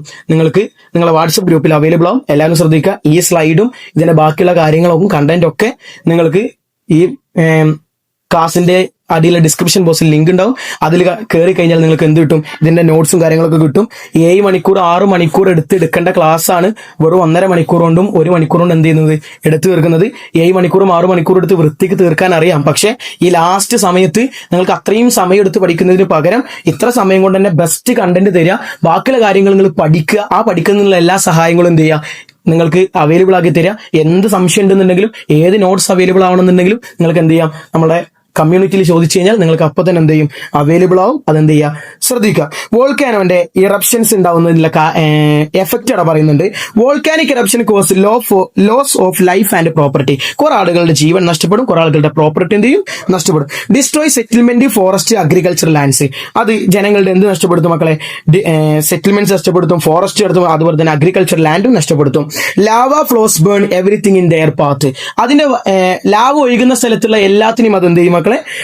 കത്തിക്കും. മാത്രമല്ല ash clouds effect their travel and climate. അവിടെയുള്ള കാലാവസ്ഥയൊക്കെ അത് പ്രതികൂലമായിട്ട് എന്ത് ചെയ്യാറുണ്ട്? ബാധിക്കാറുണ്ട്. ക്വസ്റ്റ്യൻ വരാൻ സാധ്യതയുള്ള ഒരു ഭാഗമാണ് എന്തെന്ന് പറയുന്നത് നോക്കളെ? Benefits of volcanoes. രണ്ട് ഭാഗത്തുനിന്ന് ക്വസ്റ്റ്യൻ വരാം. ഒന്നില്ലെങ്കിൽ ബെനിഫിറ്റ് ഓഫ് വോൾക്കാനോസ് ചോദിക്കാം, അല്ലെങ്കിൽ വെതറിംഗ് കൊണ്ട് മനുഷ്യനുണ്ടാവുന്ന ഉപകാരങ്ങൾ ചോദിക്കാം. രണ്ടും ചോദിക്കാൻ ചാൻസ് ഉണ്ട്. വോൾക്കാനോസ് കൊണ്ട് ഹ്യൂമൻ കൈൻഡിന് എന്തൊക്കെ ബെനിഫിറ്റ് ആണ് ഉണ്ടാവുന്നത്, അല്ലെങ്കിൽ എന്തുകൊണ്ടെന്ന് പറയുന്നത് വെതറിംഗ് കാരണമായിട്ട് മനുഷ്യന് എന്തൊക്കെ ഉപകാരങ്ങളാണ് ഉണ്ടാവുന്നത്. ഇവിടെ കാണാൻ പറ്റും. Ash forms fertile soil suitable for agriculture. എടാ, വോൾക്കാനിക് ഇറപ്ഷൻ ഉണ്ടാവുന്ന സമയത്ത് അതിന്റെ ഉള്ളിൽ നിന്നും എന്ത് പുറത്തേക്ക് വരും? ആഷ് പുറത്തേക്ക് വരും, ചാരം പുറത്തേക്ക് വരും. ആ ചാരം ഫെർട്ടൈൽ സോയിലാണ്. അത് എന്തിന് സ്യൂട്ടബിൾ ആണ്? അഗ്രികൾച്ചറിന് സ്യൂട്ടബിൾ ആണ്. First point. രണ്ടാമത്തത്, volcanic regions provide valuable minerals. Volcanic regions അല്ലെങ്കിൽ വോൾക്കാനോസ് പുറത്തു വരുന്ന നല്ല വാല്യൂബിൾ ആയിട്ടുള്ള മിനറൽസ് ആയിരിക്കും. അടുത്തത്, geothermal energy can be generated from volcanic regions. അത് നമുക്ക് എന്തായിട്ട് കൺവേർട്ട് ചെയ്യാൻ പറ്റും? ഇലക്ട്രിസിറ്റി ഇലക്ട്രിസിറ്റി ആക്കിയിട്ട് കൺവേർട്ട് ചെയ്തിട്ട് സെർട്ടൺ റീജിയൻസിൽ എന്ത് ചെയ്തിട്ടുണ്ട്, ഉപയോഗപ്പെടുത്തുന്നുണ്ട്. ആഡ് ചെയ്യണം മക്കളെ. ജിയോ തെർമൽ എനർജിയെ എന്തായിട്ട് കൺവേർട്ട് ചെയ്യുന്നുണ്ട്, ഇലക്ട്രിസിറ്റി ആയിട്ട് കൺവേർട്ട് ചെയ്യുന്നുണ്ട്. ആ കൺവേർട്ട് ചെയ്ത ഇലക്ട്രിസിറ്റിയെ ചില സ്ഥലങ്ങളിൽ എന്ത് ചെയ്യുന്നുണ്ട്, ഉപയോഗിക്കുന്നുണ്ട്. ഏറ്റവും അവസാനം വോൾക്കാനിക് ഏരിയാസ് അട്രാക്ട് ടൂറിസ്റ്റ്. അത് ആര് അട്രാക്ട് ചെയ്യുന്നുണ്ട്, ടൂറിസ്റ്റുകളെ അട്രാക്ട് ചെയ്യുന്നുണ്ട് എന്നുള്ളതും പഠിച്ചു വെക്കാം. അടുത്ത പോയിന്റ് പറയുന്നത് എർത്ത് കേക്ക് എന്താന്നുള്ളതാണ്. അതായത് ഭൂകമ്പം എന്നുള്ളത് എന്ത് പറഞ്ഞു കഴിഞ്ഞാൽ, earthquake is a sudden shaking of the earth surface. Earth surface ഉണ്ടാകുന്ന പെട്ടെന്നുണ്ടാവുന്ന ചലനമാണ് എന്തെന്ന് പറയുന്നത്, എർത്ത് കേക്ക് എന്ന് പറയുന്നത്. It's caused by sudden release of energy within the earth. ഭൂമിക്കുള്ളിലെ പെട്ടെന്നുള്ള എനർജി റിലീസ് ആവുന്നത് കാരണമാണ് എന്തുണ്ടാവുന്നത് മക്കളെ, ഭൂകമ്പം ഉണ്ടാവുന്നത്. എന്താണ് കാരണം എന്ന് വെച്ച് കഴിഞ്ഞാൽ, most of the earthquake caused by movement of tectonic plates. നമുക്ക് പഠിക്കാൻ പോകുന്ന മക്കളെ ശ്രദ്ധിച്ചു കേൾക്കാം. Movement of tectonic plates along the plate boundaries. Tectonic പ്ലേറ്റ്സിന്റെ ബൗണ്ടറീസിൽ ഉണ്ടാകുന്ന ഫ്രിക്ഷൻ കാരണമാണ് ആദ്യം എന്ത് അനുഭവപ്പെടുന്നത് മക്കളെ, നമുക്ക് എർത്ത് കേക്ക്സ് അനുഭവപ്പെടുന്നത് എന്നാണ് പഠിക്കേണ്ടത്. അതെങ്ങനെയാന്നുള്ളത് ഡീറ്റെയിൽ ആയിട്ട് പറയേണ്ട കണ്ടന്റ് ആണ്. ആർക്കെങ്കിലും സംശയം ഉണ്ടെങ്കിൽ എന്ത് ചെയ്യുക, ചോദിക്കുക. നമുക്ക് സമയത്തിന്റെ അവൈലബിലിറ്റി കുറവുണ്ടായത് കൊണ്ട് മാത്രമാണ് മുന്നോട്ട് പോകുന്നത്. അടുത്തത് വോൾക്കാനിക് ഇറപ്ഷൻ കൊണ്ടും ഭൂകമ്പം ഉണ്ടാവാൻ സാധ്യതയുണ്ട്. Collapse of mine roofs in mining areas. Mining ഏരിയാസിലെ മൈൻ റൂഫ്സ്, ആ ഖനനം നടക്കുന്ന ഏരിയയിലെ മേൽമണ്ണ് ഇടിഞ്ഞു വീണിട്ടും ഭൂകമ്പം ഉണ്ടാവാൻ സാധ്യതയുണ്ട്. Pressure created in large reservoirs. അതായത് കുറെ ജലം കെട്ടിക്കിടക്കുന്ന സ്ഥലത്തെ ജലസംഭരണികൾക്കുള്ള സ്ഥലങ്ങളിലും എന്തുണ്ടാവാറുണ്ട്, ഭൂകമ്പം അനുഭവപ്പെടാറുണ്ട്. അടുത്ത് നോക്കിക്കോളി. അടുത്ത പറയാറുണ്ട് എന്താണ് ഫോക്കസ്, അതുപോലെ തന്നെ എന്താണ് എപ്പിസെന്റർ. ഇതിന്റെ 2 മാർക്കിന്റെ 1 മാർക്കിന്റെ ക്വസ്റ്റ്യൻ വരും വിചാരിച്ച് കൊടുത്തതാണ്. ചിലപ്പോൾ സാധ്യത ഉണ്ട് മക്കളെ, ശ്രദ്ധിച്ചു കൊടുക്കുക.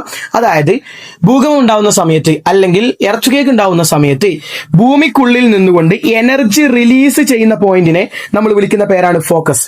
നമ്മൾ വിളിക്കുന്ന പേരാണ് എന്ത്, ഫോക്കസ് അല്ലെങ്കിൽ ഹൈപ്പോ സെന്റർ എന്ന് വിളിക്കും. ഫോക്കസ് അല്ലെങ്കിൽ ഹൈപ്പോ സെന്റർ. ആ എനർജി ഫസ്റ്റ് റീച്ച് ചെയ്യുന്ന സർഫസിലുള്ള പോയിന്റിനെ വിളിക്കുന്ന പേരാണ് എപ്പിക് സെന്റർ. ശ്രദ്ധിക്കുക. വിത്തിൻ ദ എർത്ത്, ഭൂമിക്കുള്ളിലെ എനർജി റിലീസ് ചെയ്യുന്ന ഭാഗത്തെ വിളിക്കുന്ന പേരാണ് എന്തെന്ന് പറയുന്നത്, ഫോക്കസ് അല്ലെങ്കിൽ ഹൈപ്പോ സെന്റർ. അത് ആദ്യമായിട്ട് എത്തുന്ന ഭാഗത്തെ നമ്മൾ എർത്ത് സർഫസിലുള്ള പോയിന്റ് നമ്മൾ വിളിക്കുന്ന പേരാണ് എന്ത്, എപ്പിക് സെന്റർ എന്ന് പറയുന്നത്. ആ പോയിന്റ് ആണ് അവിടെ എന്ത് ചെയ്തിട്ടുള്ളത്, കൊടുത്തിട്ടുള്ളത്. അടുത്ത സുനാമി. സുനാമി ഉണ്ടാവാനുള്ള കാരണം, സുനാമി എന്താണ് അവിടെ പറഞ്ഞിട്ടുണ്ട്, series of giant see waves ആണ്. വലിയ തോതിലുള്ള ഭീമാകാരമായിട്ടുള്ള തിരമാലകൾ ഉണ്ടാവുന്നു. അതിന്റെ ഏറ്റവും വലിയ കാരണം എവിടെ എർത്ത് കേക്ക് ഉണ്ടാവുന്ന പറയുന്ന മക്കളെ, ഇത് വാക്ക് മാറ്റിയിട്ട് നിങ്ങൾക്ക് എന്താക്കി കൊടുത്താൽ മതി മക്കളെ, സീ ബെഡിൽ അല്ലെങ്കിൽ ഓഷ്യൻ ഫ്ലോറിൽ എർത്ത് കേക്ക് ഉണ്ടാവുന്നു. ശ്രദ്ധിക്കുക, ഓഷ്യൻ ഫ്ലോറിൽ എന്തുണ്ടാവുന്നു, എർത്ത് കേക്ക് ഉണ്ടാവുന്നു. അത് കാരണമായിട്ടാണ് ആരുണ്ടാവുന്നത്, സുനാമി. അത് മാത്രമല്ല വോൾക്കാനിക് ഇറപ്ഷൻ കാരണം ഉണ്ടാവും. മീറ്റേഴ്സ് ഫാൾ ചെയ്യുന്നത് കാരണമായിട്ടൊക്കെ എന്തുണ്ടാവാൻ സാധ്യതയുണ്ട്, സുനാമി ഉണ്ടാവാൻ സാധ്യതയുണ്ട്.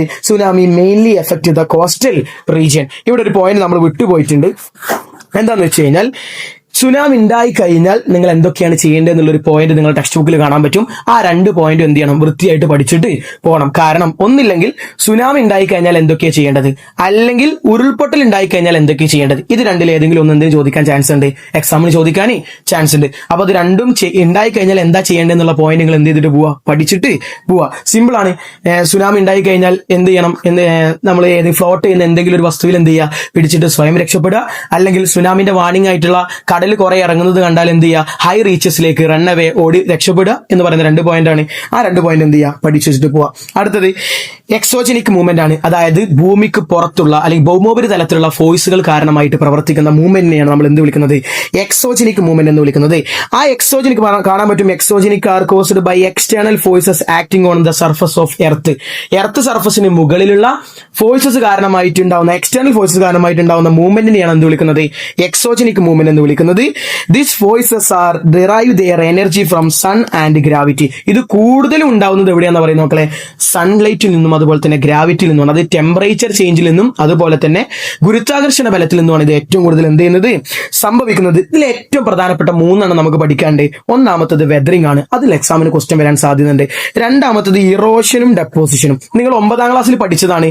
അതുകൊണ്ട് തന്നെ അവിടുന്ന് അധികം ക്വസ്റ്റ്യൻസ് എന്ത് ചെയ്യണ്ട, എക്സ്പെക്ട് ചെയ്യണ്ട. പക്ഷെ നമുക്ക് വന്നാൽ അധികം എന്ത് ചെയ്യാൻ പാടില്ല, മാർക്ക് പോവാനേ പാടില്ല. അതുകൊണ്ട് നമ്മൾ പഠിക്കും. ഏറ്റവും അവസാനം മാസ് വാസ്റ്റിംഗ് ആണ്. മാസ് വാസ്റ്റിംഗ് എന്ന് പറഞ്ഞു കഴിഞ്ഞാൽ, മാസ് വാസ്റ്റിംഗ് ഭൂദ്രവ്യ ശോഷണം. ഇതും നമുക്ക് എന്ത് ചെയ്യാണ്ട് പഠിക്കാനേ ഉണ്ട്. 3 കാര്യങ്ങളെ പഠിക്കേണ്ടുള്ളൂ. വെതറിങ്ങും മാസ് വാസ്റ്റിംഗും വെരി ഇമ്പോർട്ടന്റ് ആണ്. പഠിക്കാൻ പോണ എന്താണ് വെതറിംഗ് എന്ന് പറയുന്നത്. Weathering is a process breaking down rocks at the same place. കല്ലുകൾക്ക് അപക്ഷ്യം സംഭവിക്കുക അല്ലെങ്കിൽ കല്ലുകൾ പൊടിയുന്ന പ്രോസസ് നമ്മൾ വിളിക്കുന്ന പേരാണ് എന്ത് പറയുന്നത്, വെതറിംഗ്. അതെങ്ങനെയാണ്, it അക്കോസ് due the physical, chemical and biological process. കല്ലുകൾ ഏതൊക്കെ തരത്തിലാണ് വെതറിംഗ് വെതറിംഗ് സംഭവിക്കാന്ന് ചോദിച്ചാൽ ഫിസിക്കൽ ഉണ്ടാവും, കെമിക്കൽ ഉണ്ടാവും, അതുപോലെ തന്നെ എങ്ങനെ ഉണ്ടാവും, ബയോളജിക്കൽ പ്രോസസ്സ് മുഖേനയും ഉണ്ടാവും. ഇവർ പറയുന്നുണ്ട് ഇത് എങ്ങനത്തെ പ്രോസസ്സാണ്, സ്ലോ ആൻഡ് കണ്ടിന്യൂസ് പ്രോസസ്സാണ്, വളരെ പതുക്കെയും തുടർച്ചയായിട്ട് നടക്കുന്നതും പ്രോസസ്സാണെന്നുള്ളത് മനസ്സിലാക്കുക. 3 പോയിന്റ് മനസ്സിലാക്കേണ്ടുള്ളൂ. ഒന്നാമത്തത്, കല്ലുകൾക്ക് breaks down rocks at the same place, ഒരേ സ്ഥലത്ത് വെച്ച് കല്ലുകൾ എന്ത് ചെയ്യുന്നതാണ്, അവ തകരുന്നതാണ്, അവരെ പൊടിയുന്നതിനെയാണ് നമ്മൾ വെതറിംഗ് എന്ന് വിളിക്കുന്നത്. ആ വെതറിംഗ് 3 രൂപത്തിലാണ് ഉണ്ടാവുക, ഫിസിക്കൽ, കെമിക്കൽ ആൻഡ് ബയോളജിക്കൽ. അത് സ്ലോ ഡൗൺ ആയിട്ടുള്ള പ്രോസസ് ആണെന്ന് പഠിച്ചേക്കുക. ടൈപ്സ് ഓഫ് വെതറിംഗ് ഒന്നാമത്തത് ഫിസിക്കൽ വെതറിംഗ് ആണ്. Breaking of rocks without chemical change എന്നാണ് പറയുന്നത്. സിമ്പിൾ ആയിട്ട് മനസ്സിലാക്കേണ്ട 3 പോയിന്റ് ഞാൻ പറഞ്ഞുതരാം. നോട്ട്സ് ഞാൻ എന്ത് ചെയ്യുന്നുണ്ട്, ഗ്രൂപ്പിൽ സെൻഡ് ചെയ്ത് തരണ്ട്. സിമ്പിൾ ആണ്. ഒന്നാമത്തെ പോയിന്റ് എന്ന് പറയുന്നത് ടെമ്പറേച്ചർ ചേഞ്ച് ഉണ്ടാവുന്നു. അപ്പം റോക്സിലുള്ള മിനറൽസ് എന്ത് സംഭവിക്കുന്നു, എക്സ്പാൻഡ് ആൻഡ് കോൺട്രാക്ട്. അത് കാരണമായിട്ട് അവിടുത്തെ റോക്സിന് എന്ത് സംഭവിക്കുന്നു, ഡീകമ്പോസിഷൻ നടക്കുന്നു, അല്ലെങ്കിൽ അപക്ഷയം സംഭവിക്കുന്നു. സിമ്പിൾ ആണ്, ശ്രദ്ധിച്ചു കേൾക്കുക. അതായത് ടെമ്പറേച്ചർ ചേഞ്ചസ് ഉണ്ടാവുന്ന സമയത്ത് റോക്സിലുള്ള മിനറൽസ് എക്സ്പാൻഡ് ആൻഡ് കോൺട്രാക്ട്, അത് മുഖേനയായിട്ട് അവിടുത്തെ കല്ലുകൾക്ക് എന്ത് സംഭവിക്കുന്നു, വെതറിംഗ് സംഭവിക്കുന്നു. അതിൽ തന്നെയുള്ള മറ്റൊരു പോയിന്റ് ഉണ്ട്, റോക്സിന് ക്രാക്സ് ഉണ്ടാവും, വിള്ളലുകൾ ഉണ്ടാവും. ആ വിള്ളലുകളിലേക്ക് ആരിറങ്ങും, ജലം ഇറങ്ങും. ആ ജലം ഫ്രീസ് ടു ഐസ്, അത് ഐസ് ആയിട്ട് മാറുന്നു. ആൻഡ് ഇറ്റ് എക്സ്പാൻഡ്, അത് വികസിക്കും. അത് വികസിക്കുന്നത് കാരണമായിട്ട് നമ്മളെ റോക്സ് ബ്രോക്ക് അപ്പാർട്ട്, അത് 2 ആയിട്ട് എന്ത് ചെയ്യും, വിഭജിക്കും. ഇങ്ങനെയും കല്ലുകൾക്ക് എന്ത് സംഭവിക്കും, വെതറിംഗ് സംഭവിക്കും. അതാണ് ഫിസിക്കൽ വെതറിംഗിൽ പറയാനുള്ളത്. രണ്ടാമത്തത് കെമിക്കൽ വെതറിംഗ് ആണ്. Oxygen, carbon dioxide, water and other substances എന്ത് ചെയ്യുന്നു മക്കളെ, engaging chemical reaction with minerals in rocks. റോക്സിലുള്ള, കല്ലുകളിലുള്ള മിനറൽസുമായിട്ട് ഓക്സിജനും വാട്ടറും കാർബൺ ഡൈ ഓക്സൈഡും ഒക്കെ എന്ത് റിയാക്ഷനിൽ ഏർപ്പെടുന്നു, കെമിക്കൽ റിയാക്ഷനിൽ ഏർപ്പെടുന്നു. അത് കാരണമായിട്ട് ആ കല്ലുകൾക്ക് കെമിക്കൽ ഡീകമ്പോസിഷൻ ഉണ്ടാവുന്നു, രാസീയമായിട്ട് അത് അപക്ഷയം സംഭവിക്കുന്നു. അതിന് നമ്മൾ വിളിക്കുന്ന പേരാണ് കെമിക്കൽ വെതറിംഗ്. ഏറ്റവും അവസാനം ബയോളജിക്കൽ വെതറിംഗ് ആണ്. ബയോളജിക്കൽ വെതറിംഗ് എന്ന് പറഞ്ഞു കഴിഞ്ഞാൽ protrusion of plants root in the cracks of rock. റോക്സിന്റെ ക്രാക്കിലേക്ക്, അതായത് ശിലകളുടെ വിള്ളലുകളിലേക്ക് പ്ലാന്റ്സിന്റെ വേരുകൾ ഇറങ്ങി ചെല്ലുന്നു. അത് കാരണമായിട്ട് പാറകൾക്കും ശിലകൾക്കും എന്ത് സംഭവിക്കും, വെതറിംഗ് സംഭവിക്കും. രണ്ടാമത്തെ പറയുന്നുണ്ട് ബറോയിങ് ഓഫ് ആനിമൽസ് ഈ റോക്സ് എന്ത് ചെയ്യുന്നു, തുരക്കുന്നു, അല്ലെങ്കിൽ അവരതിൽ എന്തുണ്ടാക്കുന്നു, മാളങ്ങൾ ഉണ്ടാക്കുന്നു. അത് കാരണമായിട്ടും ആ കല്ലുകൾക്ക് എന്ത് സംഭവിക്കും, ശോഷണം സംഭവിക്കും. അതുപോലെ തന്നെ ആനിമൽസിന്റെയും അതുപോലെ തന്നെ പ്ലാന്റ്സിന്റെയും അവശിഷ്ടങ്ങൾ, റിമൈൻസ് റോക്സിന്റെ മുകളിൽ ഉണ്ടായതിന്റെ പേരിലും അതിനെന്ത് സംഭവിക്കുന്നു, അപക്ഷയം സംഭവിക്കുന്നു. അതാണ് ഇറോഷൻ. എന്ത് ചെയ്യണ്ട, പഠിക്കുക. ഇറോഷനും ഡെപ്പോസിഷനും അത്ര ഇമ്പോർട്ടൻസ് കൊടുക്കണ്ട, ജസ്റ്റ് പറഞ്ഞുതരാം. ഇറോഷൻ ഡെപ്പോസിഷൻ സെയിം പ്രോസസ്സാണ്.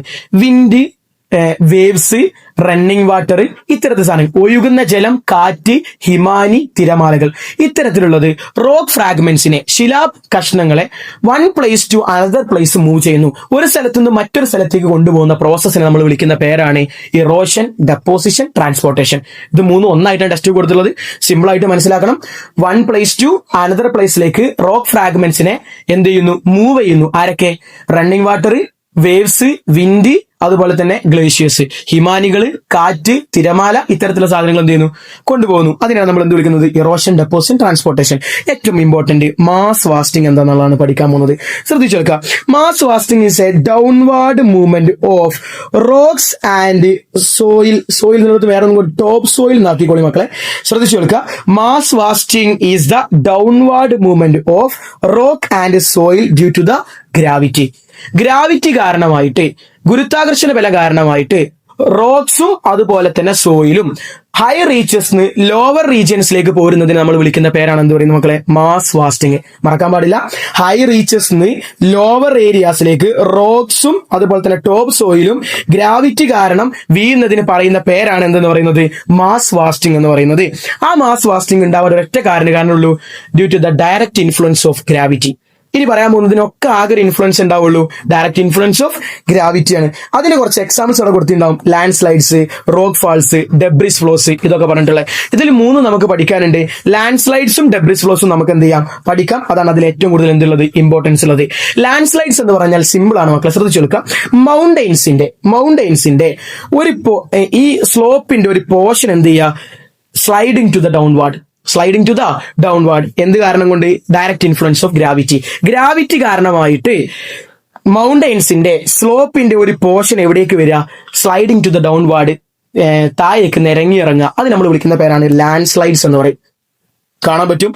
Land slides A sudden movement of rock and soil A down slope. Heavy rainfall is A major triggering point factor എന്ന് പറയുന്നത്. ലാൻഡ് സ്ലൈഡ്സിന് ട്രിഗർ ചെയ്യുന്ന ഏറ്റവും പ്രധാനപ്പെട്ട പോയിന്റ് ആണ് എന്തെന്ന് പറയുന്നത് നോക്കണേ, ഹെവി റെയിൻഫാൾ എന്ന് പറയുന്നത്. Landslides are commonly in hilly and mountains regions. ഇതിലില്ലാത്തൊരു പോയിന്റ് നിങ്ങൾ പഠിച്ചു വെക്കണം മക്കളെ, ശ്രദ്ധിച്ചു കൊടുക്കുക. എന്താന്ന് വെച്ച് കഴിഞ്ഞാൽ ലാൻഡ് സ്ലൈഡ്സ് എങ്ങനെ ഉണ്ടാവുന്ന വെച്ച് കഴിഞ്ഞാൽ ഗ്രാവിറ്റി കാരണമായിട്ട് മൗണ്ടൻസിന്റെ സ്ലോപ്പിന്റെ ഒരു portion sliding to the downward, താഴേക്ക് നിരങ്ങി ഇറങ്ങുന്നു. അതിനാണ് നമ്മൾ ലാൻഡ് സ്ലൈഡ്സ് എന്ന് വിളിക്കുന്നത്. തൊട്ടുമ്പ് ഇതിലില്ലാത്തൊരു പോയിന്റ് കൂടി പഠിക്കാനുണ്ട്. എന്താണ് ഡെബ്രിസ് ഫ്ലോ എന്ന് പറഞ്ഞാൽ? ഡെബ്രിസ് ഫ്ലോ എന്ന് പറഞ്ഞാൽ സിമ്പിൾ ആണ്. അതായത് സോയിലും അതുപോലെ തന്നെ soil mix with water and rock എവിടേക്ക് എത്തുന്നു? ഡൗൺ സ്ലോപ്പിലേക്ക് എത്തുന്നു. ആരെ കാരണം കൊണ്ട് തന്നെ? ഗ്രാവിറ്റിയുടെ കാരണം കൊണ്ട് തന്നെ. അത് നമ്മൾ വിളിക്കുന്ന പേരാണ് എന്ത്? Debris flow. ഒന്നുകൂടി പറഞ്ഞുതരാം.